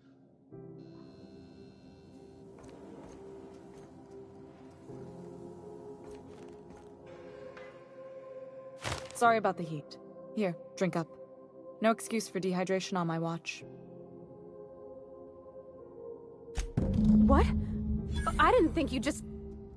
Parvati, is it? That's a lovely name. What can I do for you? I was just thinking, I haven't got much experience working with actual, real spaceships, Miss Junlei. Chief Junlei. Junlei is fine.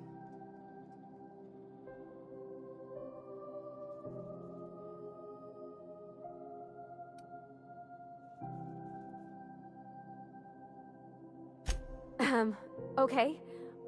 Since you run a whole space station, I was wondering if... Well, maybe you could teach me some things. I could message you later, maybe? I'd be happy to make the time, Parvati. You can ask me anything.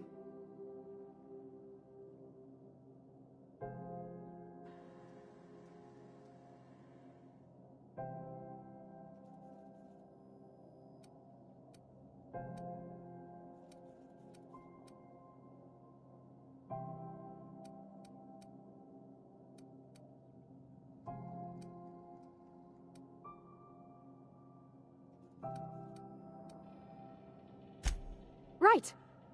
In person. Sure thing, Captain. Wow, great. I'll do that then.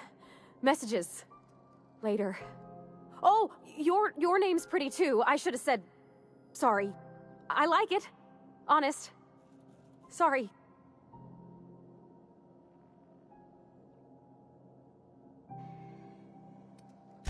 Couldn't have done it without your moral support, Captain. Now, if there's nothing else, there are other parts of the ship begging for my attention.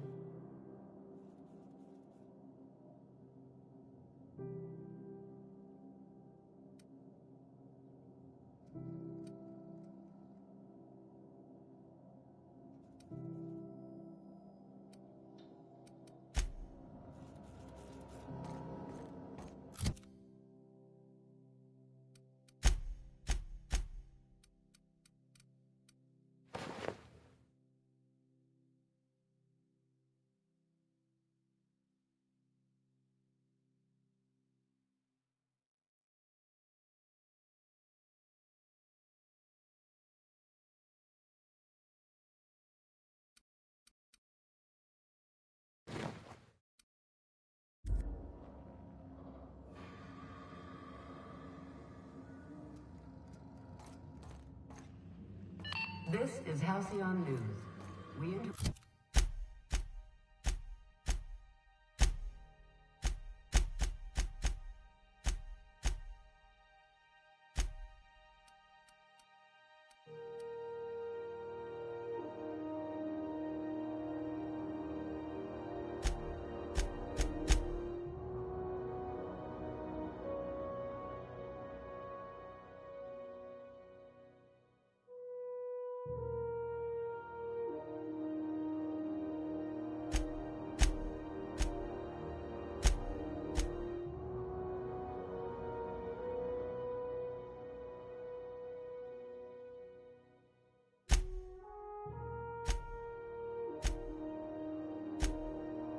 interrupt your regularly scheduled advertising.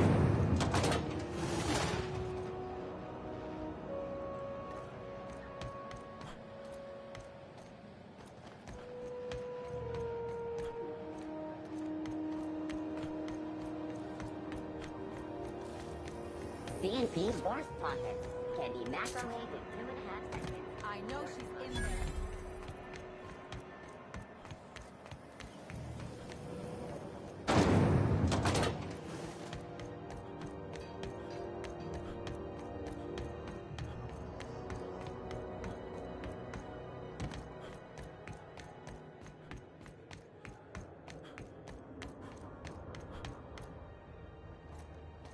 Can we talk? Hey there, you mind stepping back? This charming little ship's been impounded and I'm afraid I can't let you near it till it's not.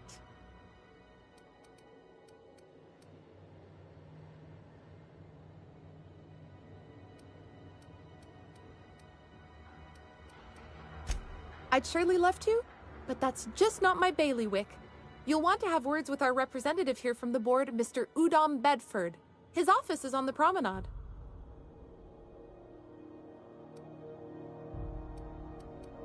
Have yourself a pleasant day.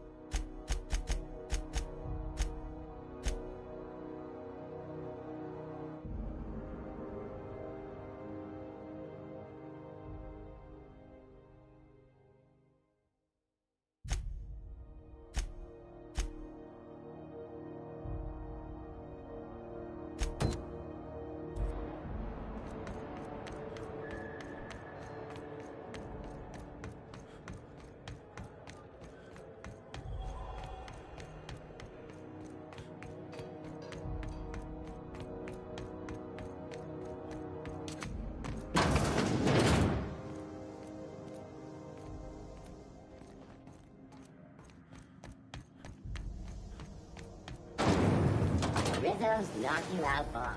A CCN. When might we expect you out here again?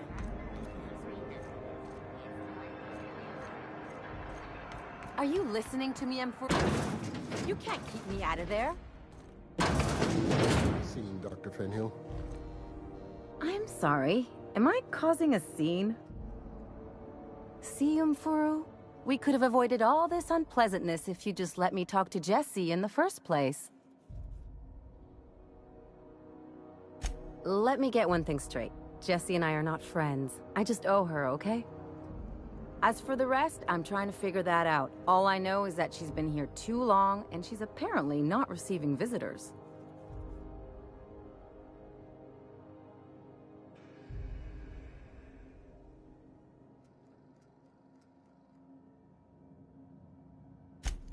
Be my guest. If you know something I don't about dealing with hospital bureaucracy, I'll be impressed.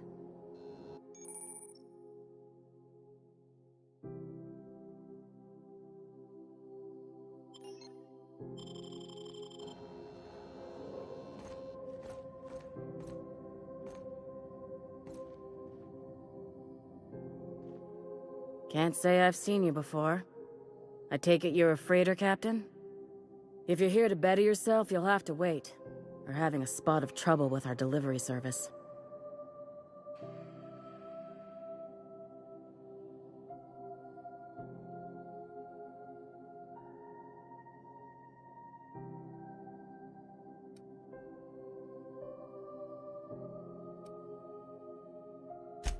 I'm expecting our delivery fellow to stop through with medical supplies and service auto mechanicals.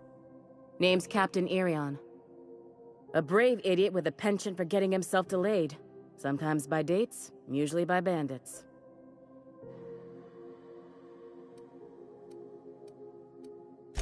I'd be grateful if you'd spare the time. We need his delivery soon as yesterday. Last he told me, he was taking a shortcut by Scylla, an asteroid in the Charybdis cluster. That's where I'd start, were I the adventuring type. You look out, though. The place is probably crawling with outlaws.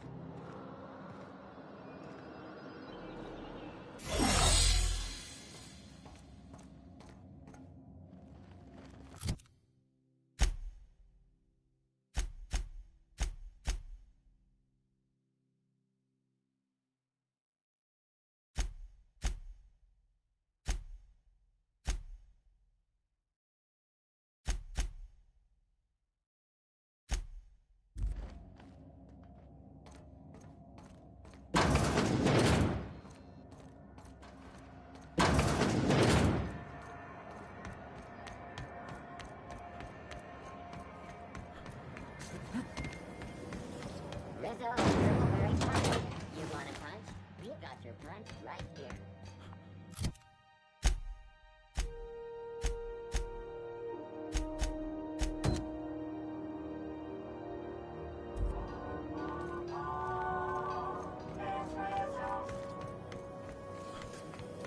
Rizzo's Purple Berry Punch. A soft flower icy shell.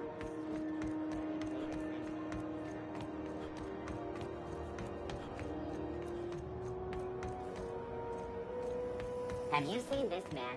Reward offered for information leading to the capture of noted terrorist Phineas Wells.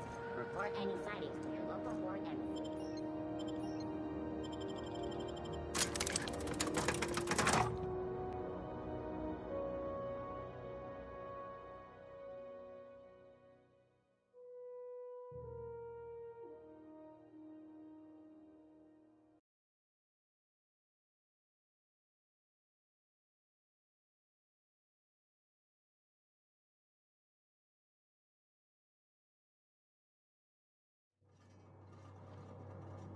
Who the... Hey, McRed, were you expecting any company?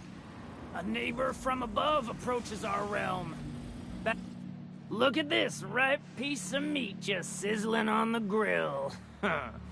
Yum, yum. Time to feed the flames. It's nothing personal. Promise. Is this what carbon monoxide poisoning looks like? I don't think this deck is too well ventilated. Speaking for myself, Captain, I am not of a mind to be murdered by a psychopath who plays with fire. You came with the crew. Welcome. We got plenty of space to spread out, but only room for one captain.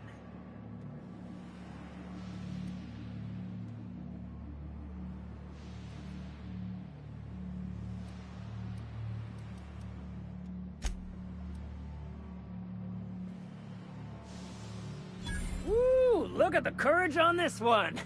Lay it on me, boss. Give me a taste of that fiery primal spirit.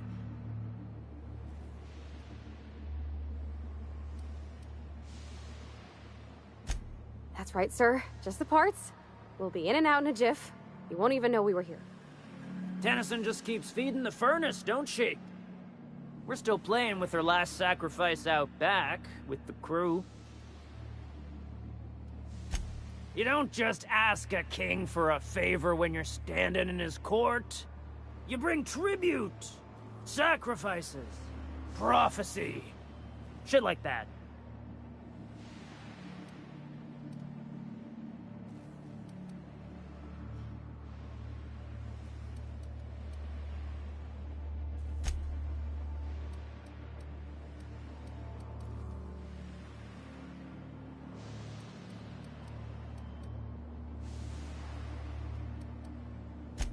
Tribute it is. And ain't this just a royal sum? Don't we need those bits, Captain? To buy the key from the lady? The principles of the universe dictate that sometimes we must appease others to keep from being roasted alive. You've got the run of the kingdom. Up those stairs, you'll find the parts. My crew won't get in your way.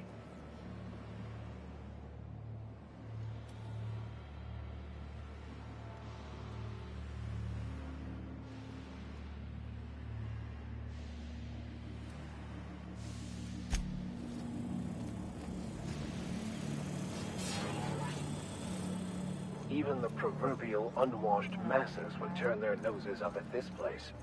Cut them off. Before I wake it up. Don't give it a name. What are you thinking? He hasn't got a heart?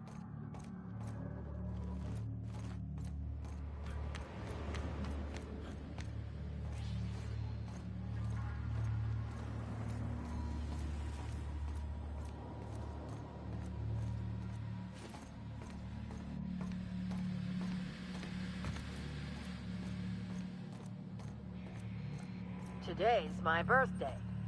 Oh yeah? Fuck your birthday.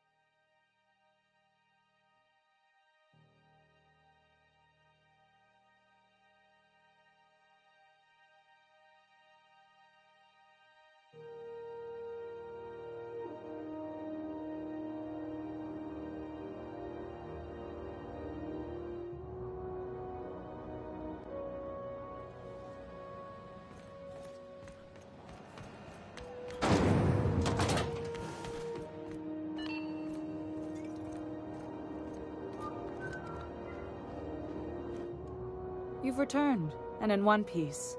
Color me impressed. Good work. I'll take those. I need you to head through the large door at the far end of engineering. There's a terminal in the back. Activate it when I call over the ship's PA. And bring weapons. There's a slight mantipillar infestation.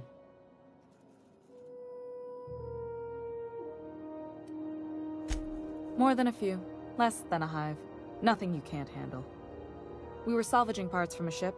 Turned out there were eggs inside. They got into the radiators, and here we are. If every repair... You can... Don't worry, Miss Junlei. We'll be super gentle with the ship. You don't got a thing to worry about. I mean, aside from fires and such. I'm genuinely heartened to hear that. Thank you. Can we talk?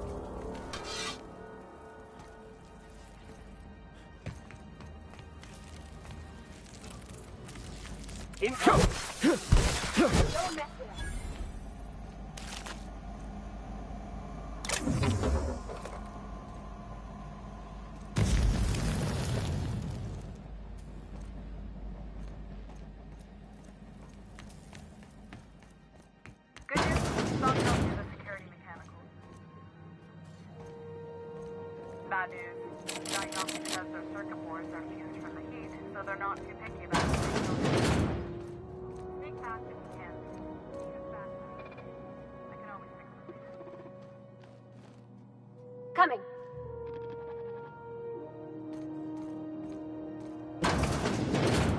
System outsearching.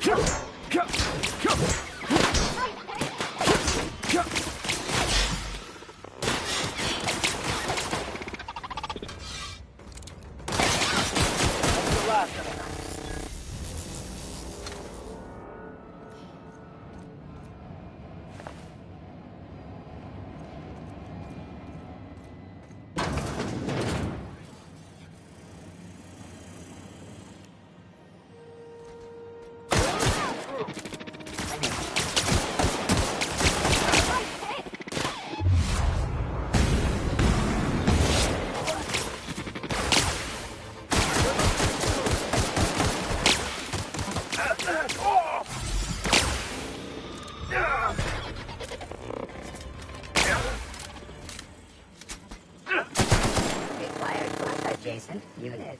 Dissident found.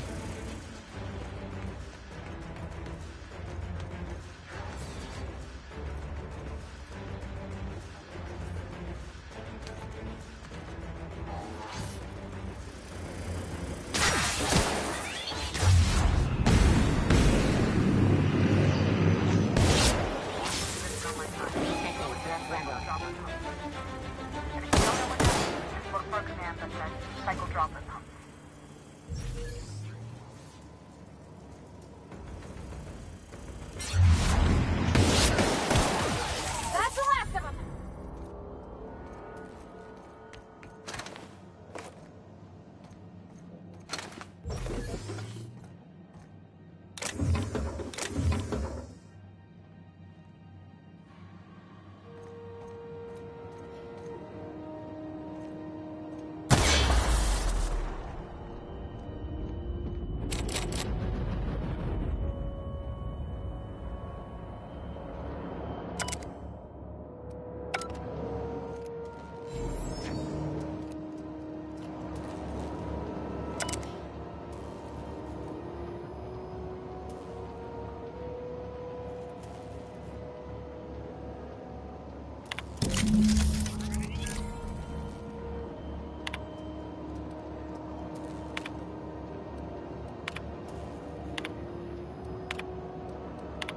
Done.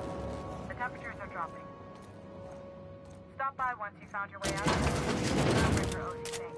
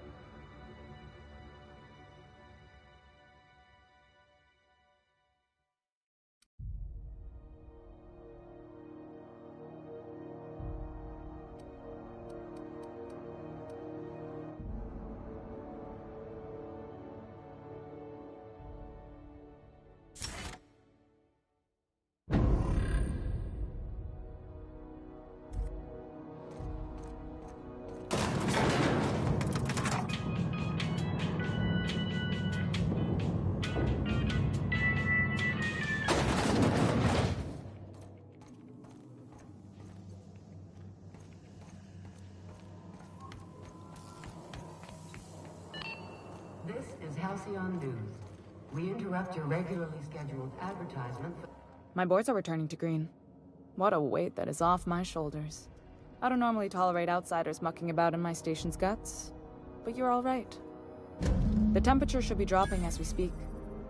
I'll see to it the crew knows who kept us all from boiling alive. If you've got time, I believe Edna has a comms issue that could use your attention. I've also authorized Doc and Furu to sell you our premium meds.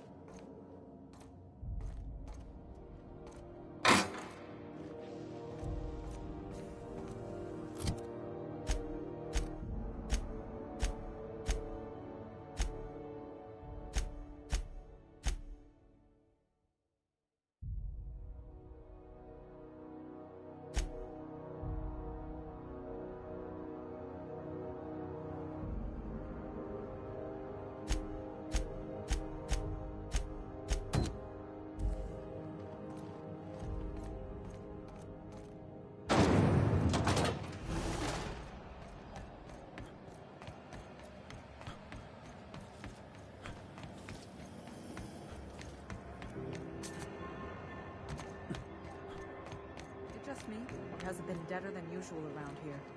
Chief wants to reduce board traffic. Give tram freight more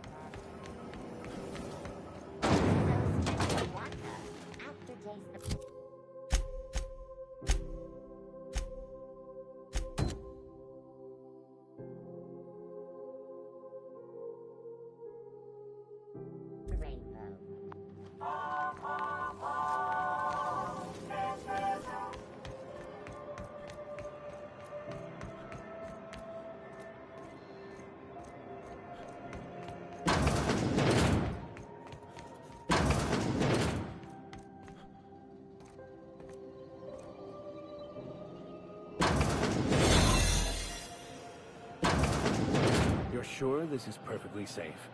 I'd rather not die early of an infectious disease myself. You hull-headed quacks do know that restful recuperation requires not being disturbed, don't you? What? Why? Everything's fine. We're all fine here. No need for her to be worrying her pretty... I'm just terrible, dreadful sick is all. Got a cough that won't quit and sores all over my body. Highly, lethally contagious. But I'll be fine, so long as I'm left.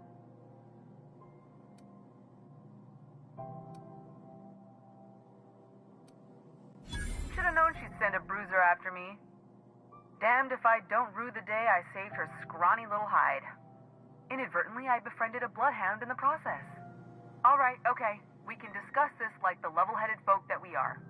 Seems I've got to do something before Ellie goes jabbering my business to anyone with one ear and an intent to listen. The truth is, I'm not sick. But if you repeat what I'm about to tell you to anyone, I will deny it with my dying breath. You, ain't with the board, are you? See, I owe them a lot. I might have missed a payment or two, and the other night I swear someone was following me back to my room. So I hold up here to lay low.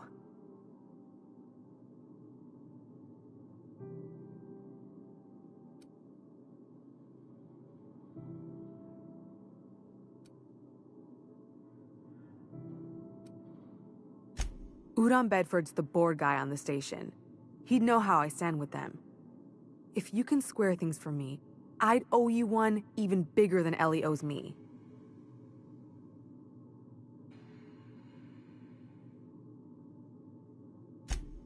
What? No, I didn't do anything. I'm a law-abiding denizen of this ship, I swear.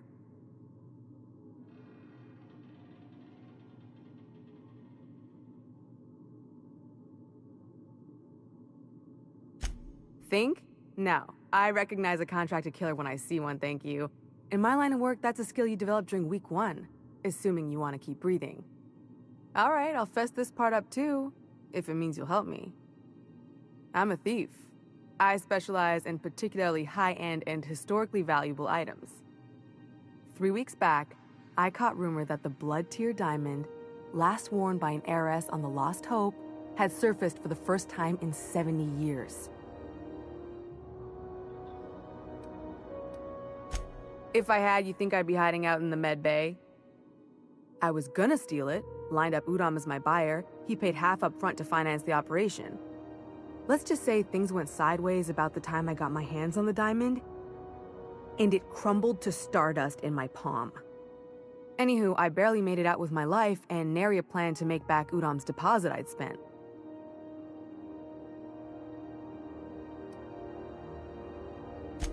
Thanks for helping me with the board. You're a real pal. Or I guess I should say, Ellie is one, huh? Could I have a word with you, Captain?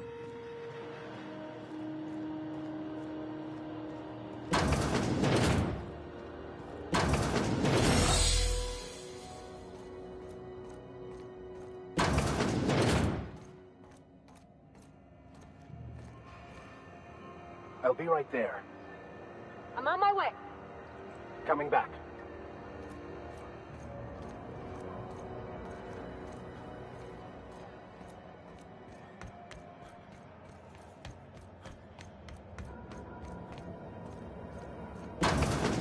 I'm just gonna hang in the back and try not to touch anything.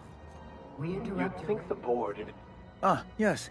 Wheeler messaged me you were coming. He must be the captain of the Unreliable, a vessel that used to be helmed by one Alex Hawthorne. And you are not he. Has Something happened to my favorite scruffy freelancer.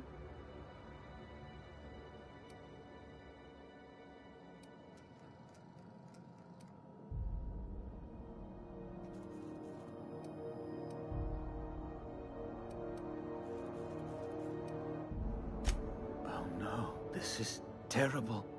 My dear friend, what devilry is this? And whose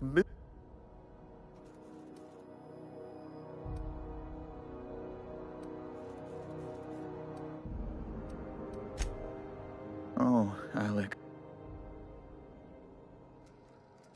He was my dearest friend. You have his ship, you must know. That picture of us on the promenade, me hugging him, him wincing. I keep a copy beside my bed. Did he?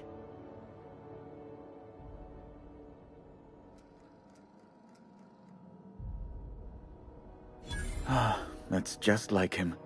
Such a sentimental man. Tell me, how did he die?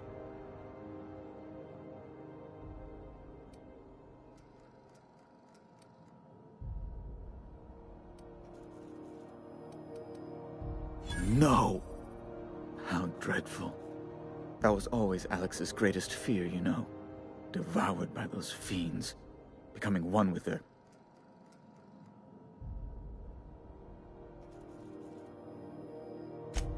Right.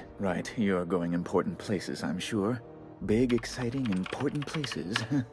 There, I've removed the flag from your ship. I'm terribly sorry for the inconvenience.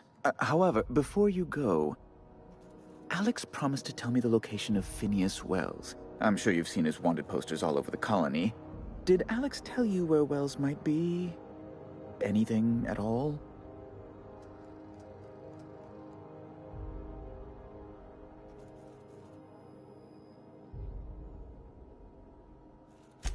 You haven't read the posters?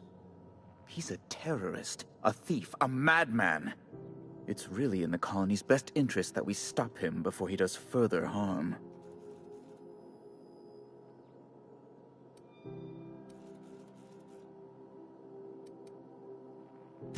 Well, Alex knew, or he said he did.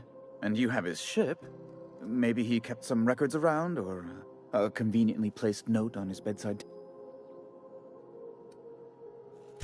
That's... well, that's just terrible news. Law, what am I going to do? Oh, I'm sorry. This is terribly unprofessional of me. Is there anything else I might help you with?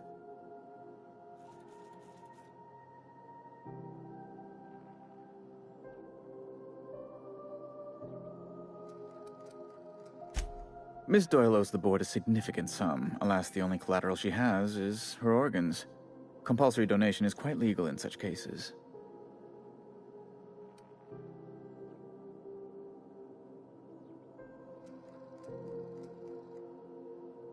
That's not unreasonable. I guess it's better than losing your organs, but I don't know, Captain. It just doesn't seem right. Miss Doyle is deeply in debt, and the board has every right to do whatever they like to recoup that debt.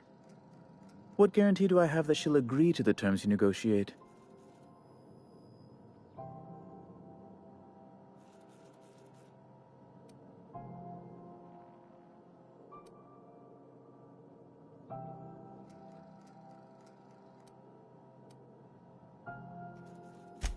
You might be surprised. But we'll proceed on the assumption she'll be reasonable. I will recall my collection agent. Tell Miss Doyle to report to me promptly for her first assignment. Now, is there anything else you need, or can I return to my work?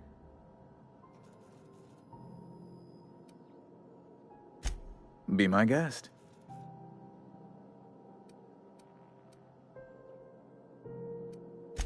I'm the certified representative of the board's interests here on the Groundbreaker. I'm their eyes, ears, and busy little hands.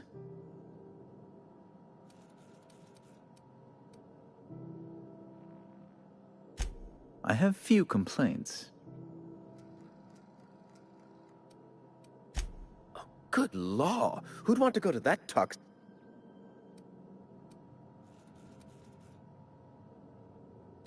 You refer to the radiator issue? Oh, goodness, it was dreadful. I was sweating Chief Tennyson certainly did take her... I owe you a debt then. I was going through 3-4 shirts a day. Still, that Tennyson woman. Deplorable conduct. She did everything she could. It was your people's... My, aren't you... Oh, sweetie. I don't owe a grease-stained wrench jockey like her the time of day.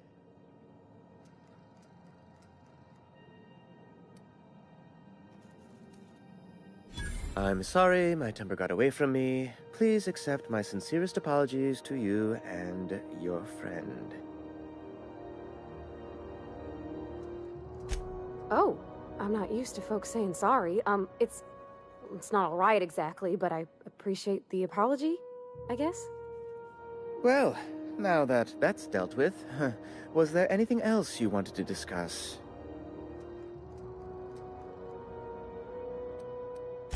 A luxury stateroom, reserved for Chairman Rockwell's. Ask away.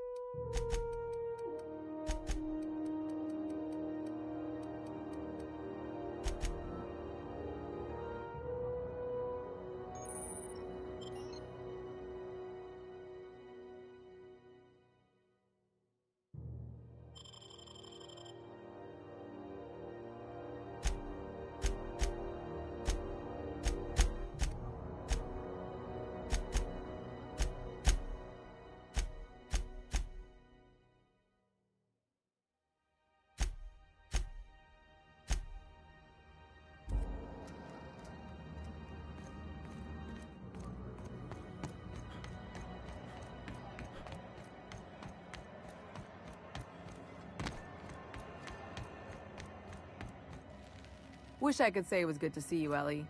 At least you finally got your chance to square our debt. The good news came through the wireless. Looks like you paid my debt to Jesse. I guess that means I owe you now, right? Tell you what, I'm a little short on bits at the moment, but I'm a decent scrapper and a better-than-average sawbones. If you're looking for a medic, I can work my debt off.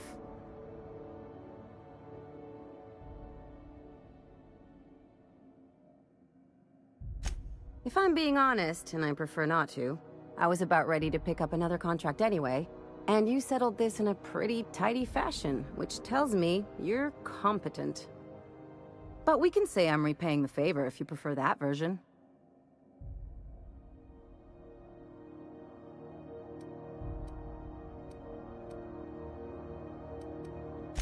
You won't be sorry. Though it looks like you've got a full roster already. Time to play favorites, Captain.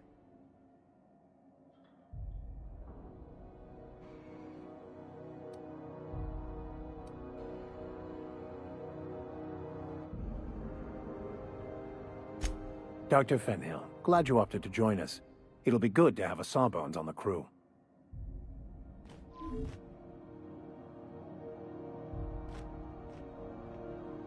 Something on your mind?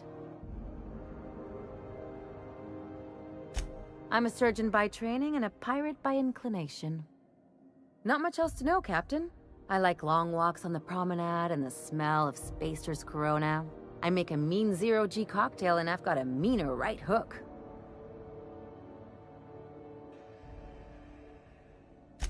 It's a mix of whatever you've got on hand. Usually zero-G brew with some Spectrum vodka if you're lucky. Purple berry shake it. I'll make you one sometime. If you don't enjoy it, I'll make a few more until you do. Sure do. Some of it was even legal.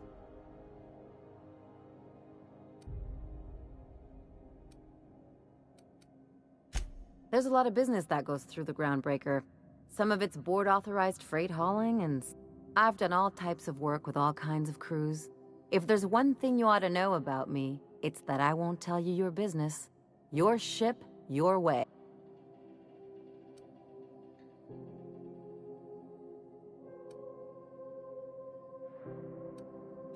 Not at all. I chose this life to make bits, not waves. Though if I can offer another perspective, piracy's just trade the corp.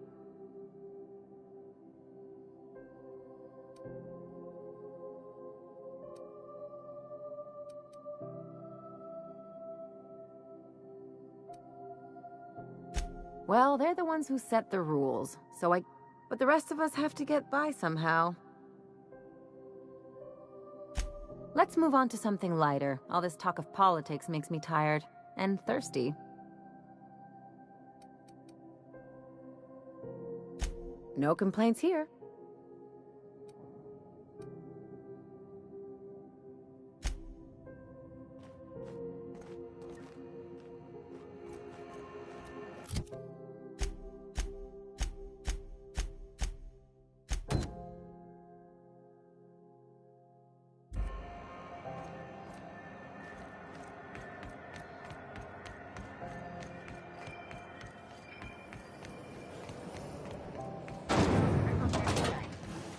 Miss Ellie, Dr. Fenhill. I noticed your pistol's been making a funny noise. What are you talking about? I oil it every night. Well, look here. Your slide's not recoiling fully. You might be due for a new spring. I could take a look, maybe fix it for you. Sure. I'm short on bits at the moment, but I'll pay you back. Oh, no. I mean, it don't cost nothing. I got a spare spring in my pocket here, even. Everything's got a price. Hard to miss something that big. Guess your shuttle bay crews have been working overtime? Yeah, but they're happy about it. Been 3 months since the last one. 3 months? I thought you said...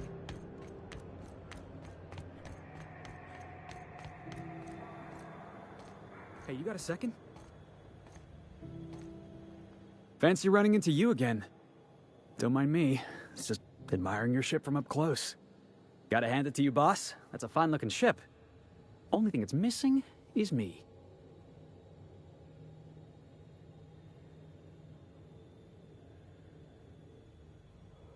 Yes, I absolutely am. Just give me a shot. That's all I'm asking. I could be the best damn crew you ever hired.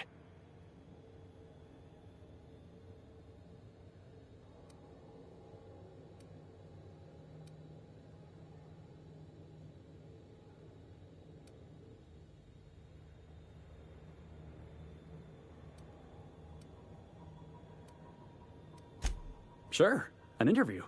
That sounds fair. I mean, first time for everything, right? Ask me anything you like.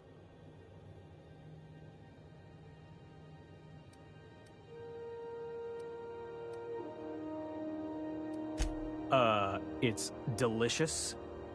Mock apple pie and a tripicale crust? Are you kidding? I love a good fight. One time, I took an autoloader's head clean off its servos with one swing of... You can count on me in a scrap, boss. That's a promise. Foreman told me my biggest problem was that I didn't take orders. I told him my problem is not with authority, it's with jackasses. So yeah, I guess my biggest flaw is that I don't suffer idiots. Hope that's not a deal breaker.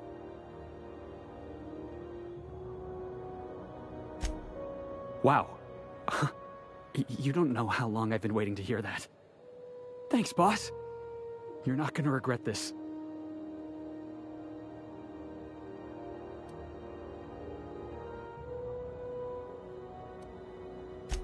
I'll just gather my personals and meet you on board. This is gonna be great. You got a crew now, Felix.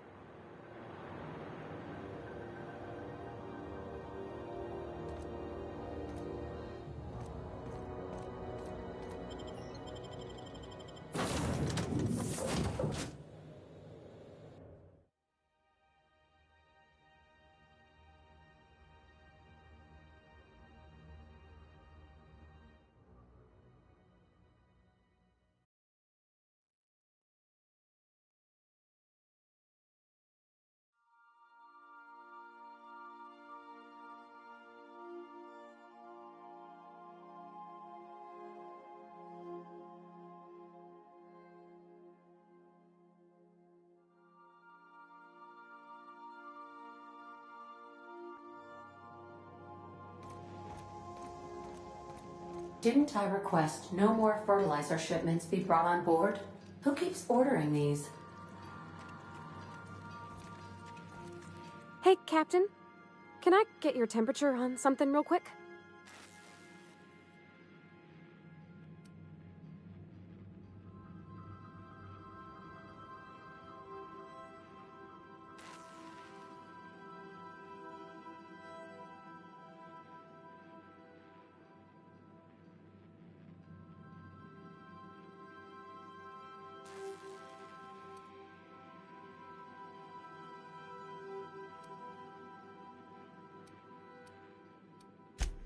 So, Junlei and I have been talking some. Through messages. I got him here on my datapad, and well, she sent me a poem. One she wrote her own self, I'm pretty sure. I don't know if I should read into it. Because poems are all symbolic and such, right? It's not so good. But real sweet.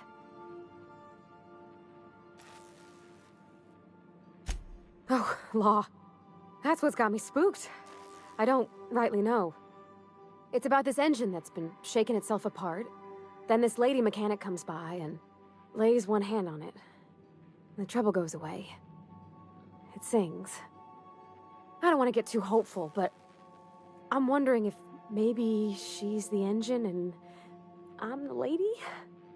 It's a real romantic poem. It made my chest hurt, kinda.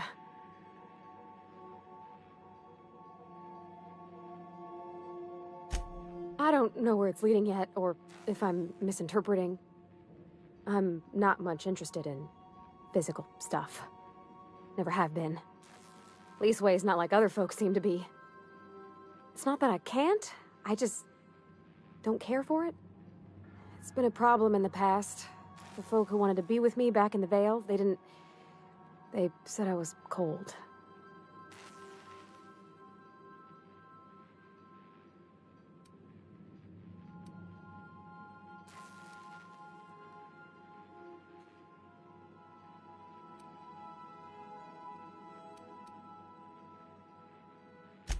When folks start implying you're a little different from an automechanical, you start to wonder. I guess I just needed to talk. I'm feeling a touch better. Thanks for hearing me out, Captain. I actually had another message from Junlei. I just couldn't work up the courage to open it. But I'm gonna change that. Right now. Okay, here we go. Let's see here. Talking about old friends, got to thinking... Isabel. Who's Isabel?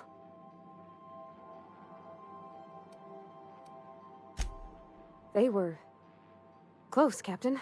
Like, more than friends close.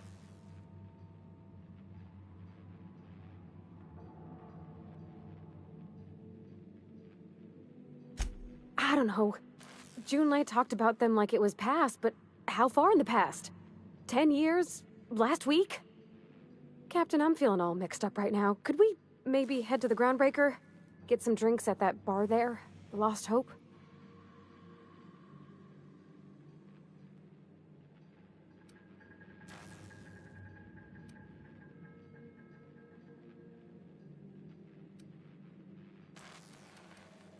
Come on, Captain. This is no time to be fooling on me.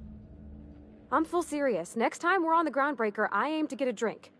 If I got to, I'll do it on my lonesome. But I'd feel better if someone I trusted was there.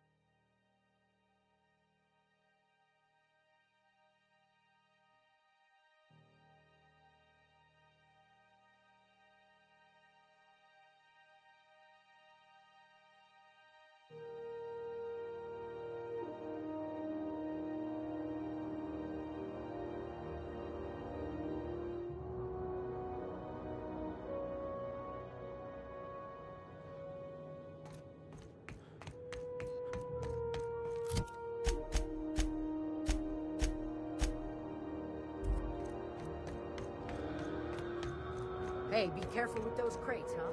My cargo's...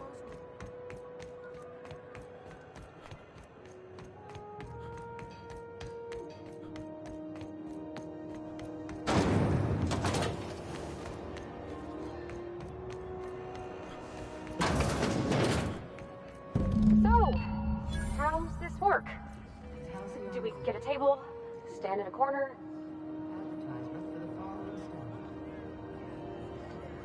The board would like to remind spacers and other travelers that passage to Monarch is restricted for your protection. A new face.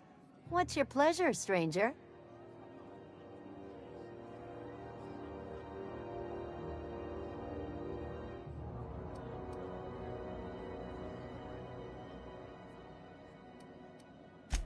Stellar Bay proper? Tough to... It's overrun with beasts, I heard. Big ones. Kinda chew your face off for fun. If you're aiming to get to Stellar Bay, you're good. But I ain't the one... Nothing you need and everything you want.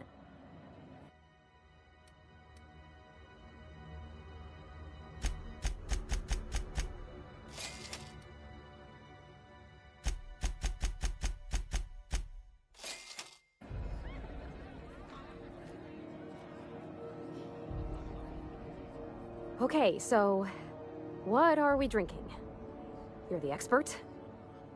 Oh, and don't worry on the price. I got this. Let's just do it proper.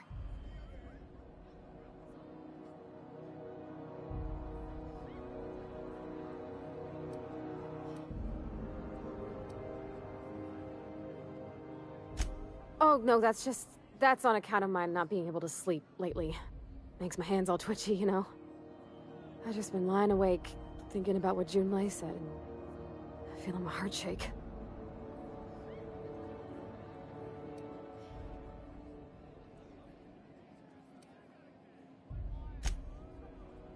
Oh, beer. I guess, yeah, I can do that. Beer can be good. I bet. Bottoms up. Beer, huh? Good choice, if you want to get unsober in a hurry. Ah, this tastes like the underside of a boot. People drink that for fun? Oh, Captain. I'm pining for Junlei something fierce. What am I doing?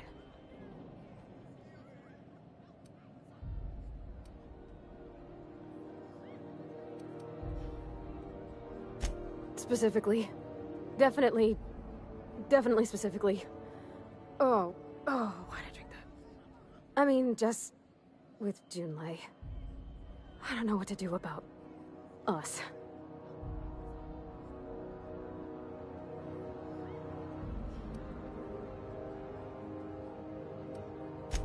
Well, she talked about another girl, right? Isabel. Mentioned her by name and everything, like she wanted me to know. Maybe I've been making a right fool of myself this whole time. Maybe she's not interested after all.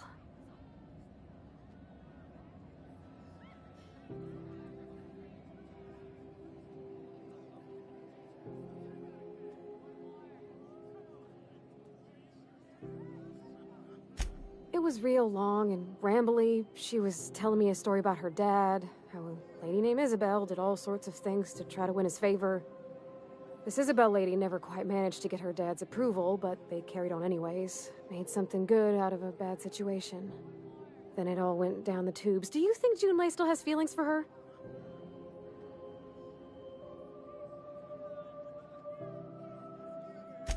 I just got a lot of feelings, Captain, and they're all climbing up my throat. I need another drink. Right now. Before I lose my nerve.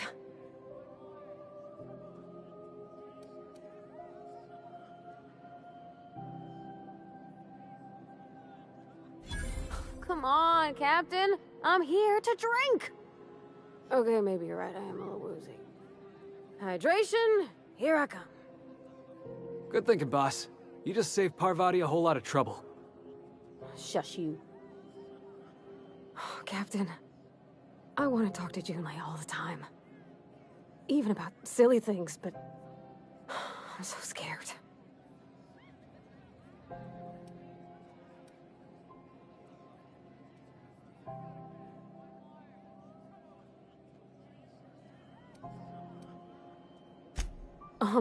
Everything? I got a solar system's worth of terrifying questions swirling around my head. Does she think I'm as pretty as I think she's handsome? What if she doesn't like me? What if she does? What if she's still got feelings for that lady, Isabel? What if we get together and she gets bored of me?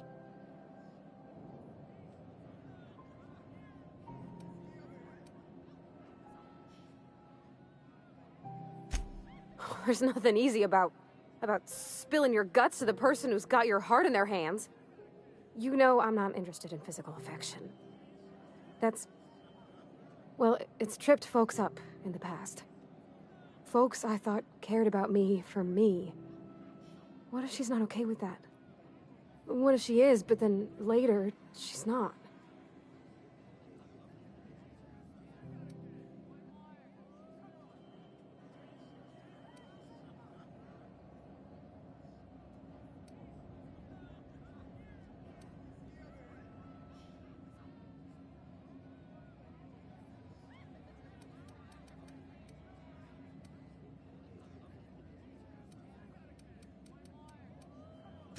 What do you mean, Captain?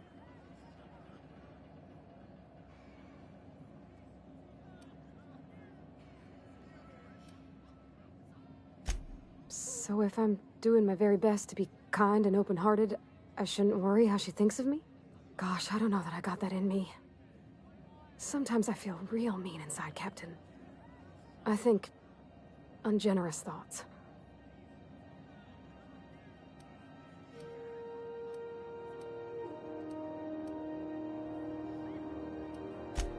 I suppose so, but I want to be my best self for her. A good person, worth caring for.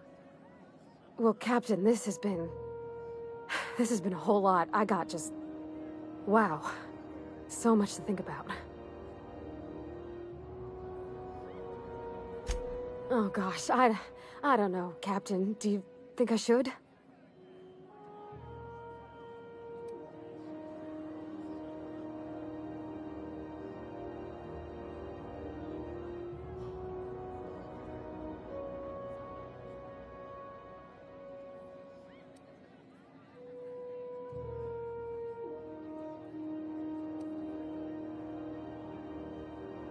Okay. I'm gonna do it. I'm gonna ask June out. Just as soon as we get back to the ship. I mean, probably. Eventually. Thanks for hearing me out and giving me counsel. And, well, for being a friend. It means a whole lot. You're good people, Captain. You know something, Parvati? You ought to come drinking with the crew more often. Huh. All right. Thank you, guys. You're real good friends, you know that? I wish there was a place we could all live quiet together. Come on, let's go.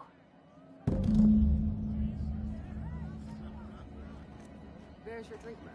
If you want anything else. Somehow, I always find my way back to the Groundbreaker.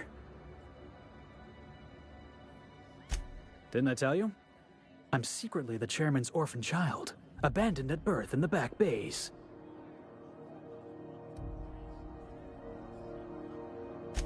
That's right. Can't get anything past you, boss. Honestly, before you picked me up, I was living in the back bays. Spent my whole life up there, watching ships roll in and take off. Always wondered when my ship would come. I was what folks on the Groundbreaker call a stowaway. Means I was invisible.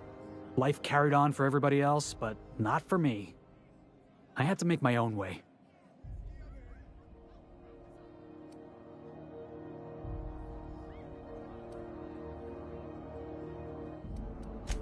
Yeah, because I got sick of being ignored. Nobody else in the Groundbreaker is gonna look...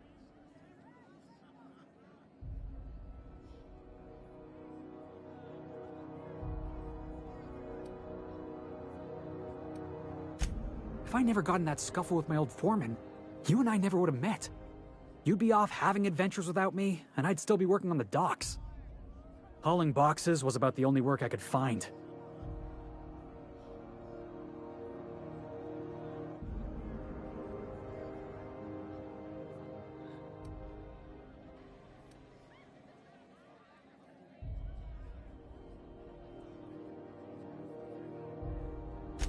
Could be I was overreacting. A better man might have turned the other cheek. Exercised a little bit of that, what's the word? Restraint? But on the other hand, broadsiding the jackass with a tossball stick, that felt good. That felt real good. You ought to try it.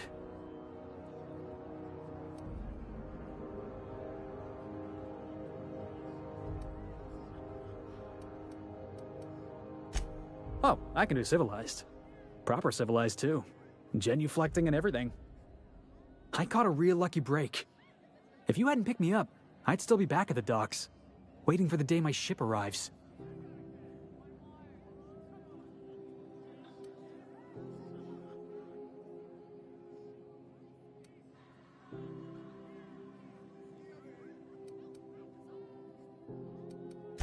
That's just crazy talk. You know we'd never have a problem. Thanks for listening, boss. Let's get going.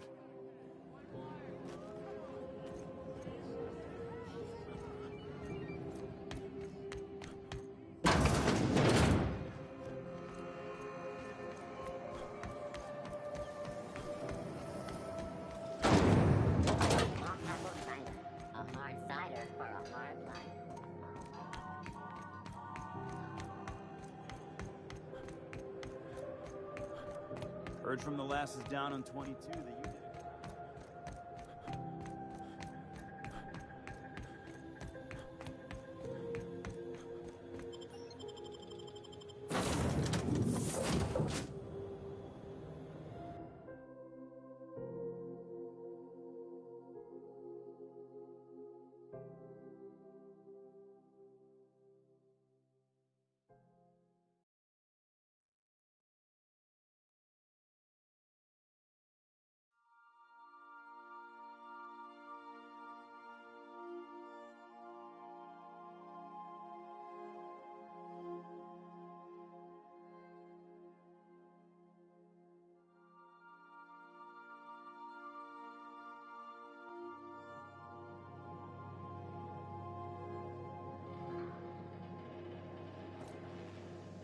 Please, would you kindly inform the crew that long chats with Ada are not required every time the captain leaves the ship?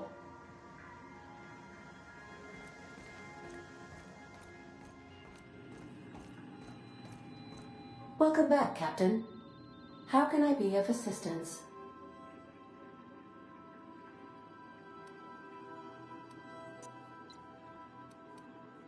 Certainly, Captain. What would you like to hear? Now playing a Spacer's Choice advertisement jingle. It's not the best choice. Everyone in Halcyon is contractually obligated to label this or another board certified. As you wish, Cap. Goodbye.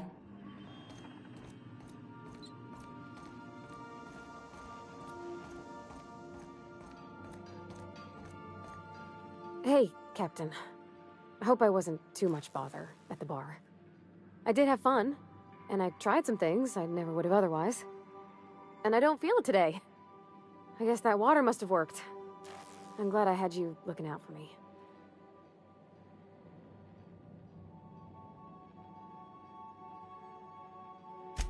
I wouldn't mind having a drink again.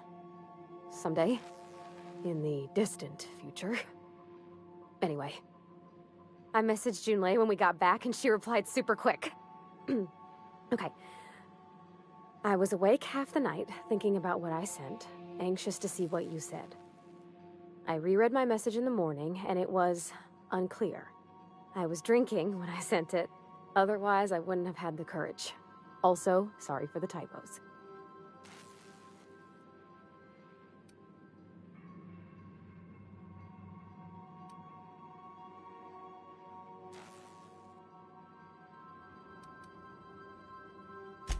I've ruined things in the past because I didn't say things I should have, like, I've met someone who's become special to me. I want to be honest with her, so if she feels the same about me, there won't be any surprises.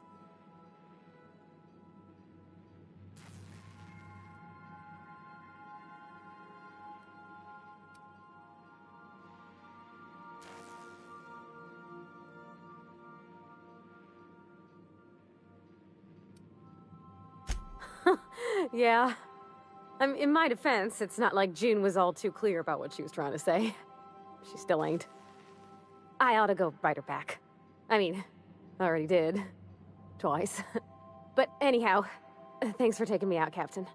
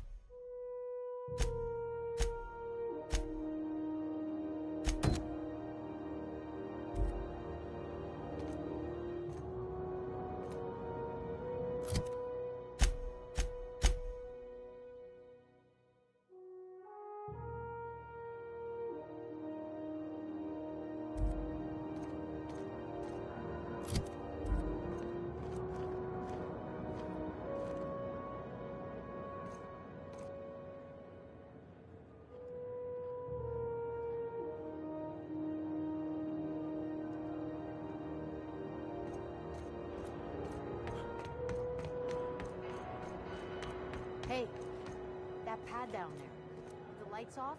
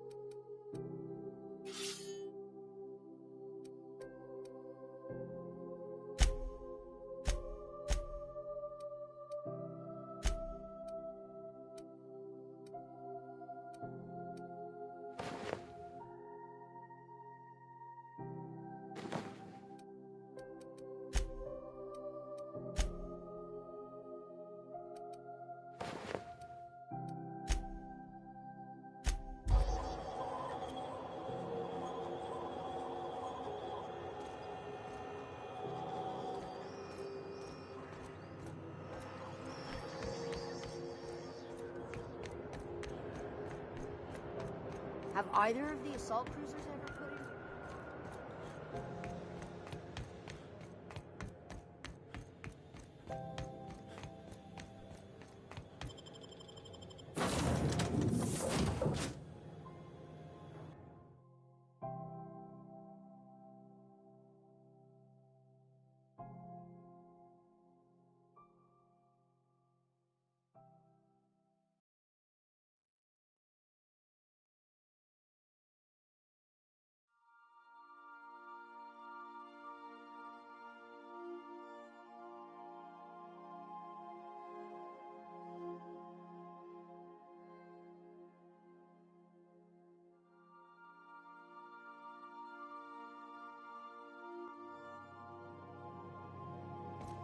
Good, you're back.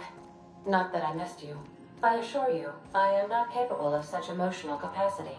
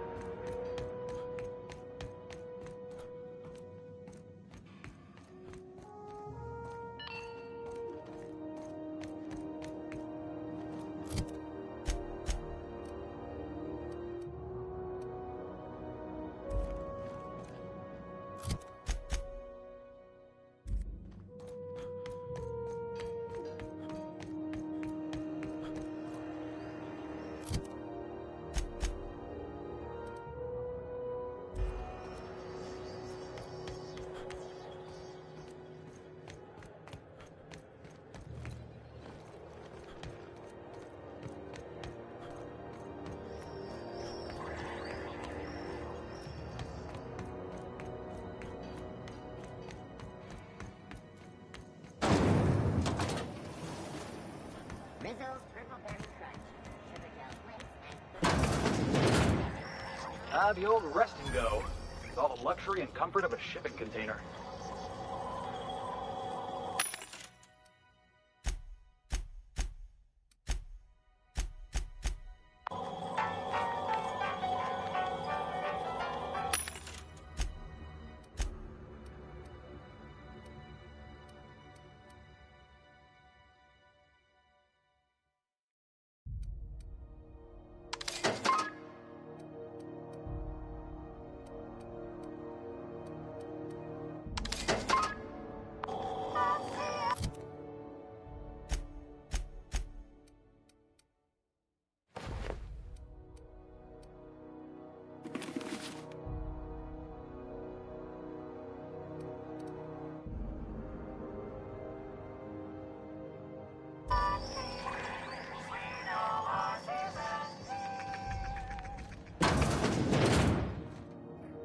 Bless my heart. A stranger come knocking on a poor old woman's door. You here for a particular reason? Or did the neighbors tell you how good my sugar cookies are? Made without a single natural ingredient, or an oven. Just like store-bought.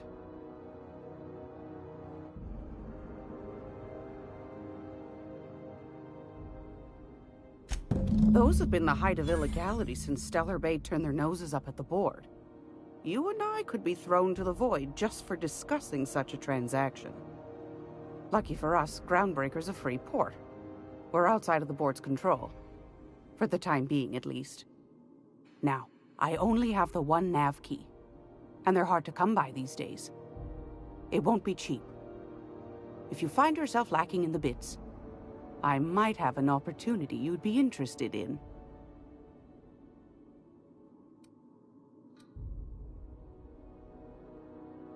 Well, I find I'm in need of a ship captain with a little moral flexibility. Might be this could help out the Groundbreaker, as well as earn some bits. But if you've got qualms... Do you know Edna, over in engineering? Sweet as a pea, that one. On occasion, she'll pass along transmissions I might find interesting. She sent me a recording of a distress signal she'd scraped from the Groundbreaker's comm array. Curious thing is, it came from an outpost called Roseway. And Auntie Cleo abandoned that place years ago.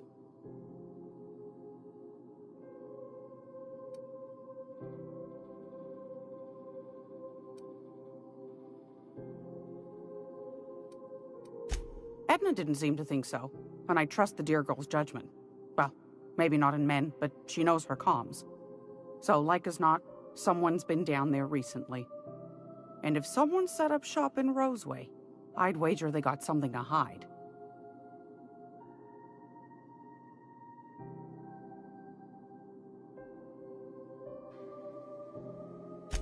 Maybe whatever they're hiding went to heck, and now they need a few spare hands to clean up the mess. If you should find a secret worth selling, might be I could find a buyer. Corporate bigwigs will pay top bit for inside information on their competitors. The more we got the corps fighting each other, the less time they got to meddle in our affairs.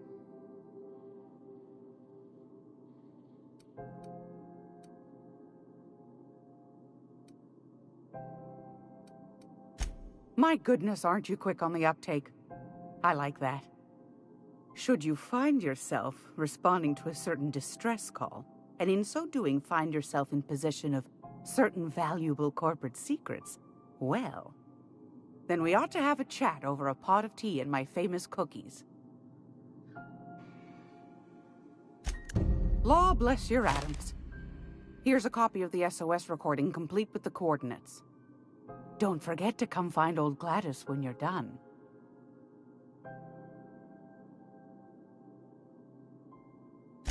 I've got a lovely little throw pillow. Just something I toss together. Like to keep my hands busy.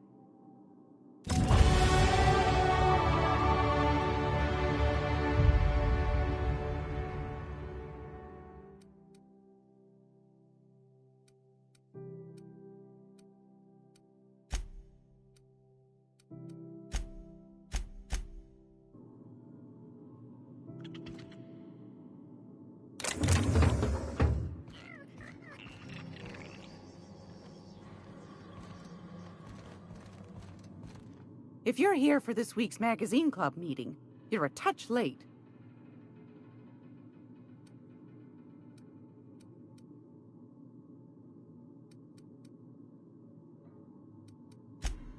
Yes, dearie? Any...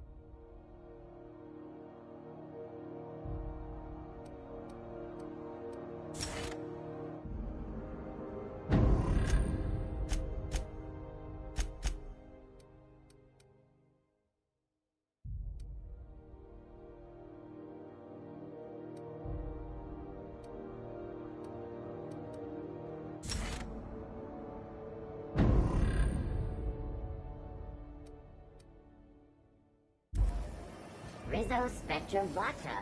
After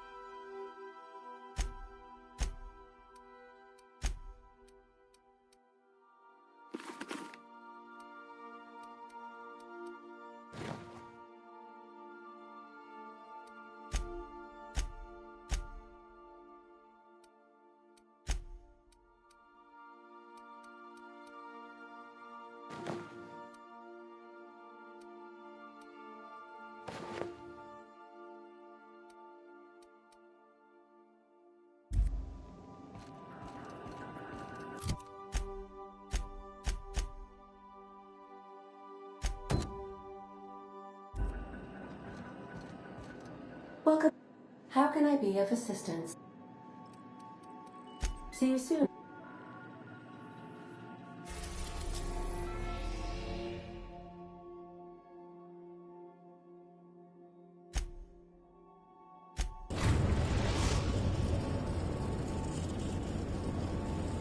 Destination reached. Scylla.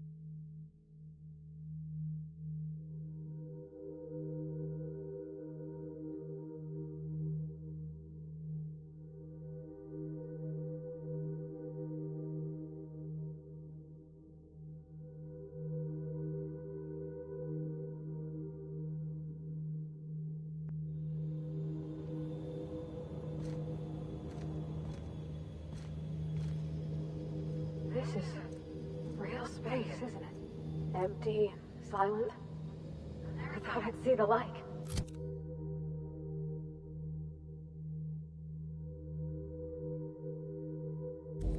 I'd look up at night, but I only ever seen this asteroid on the pages of thrilling space adventures.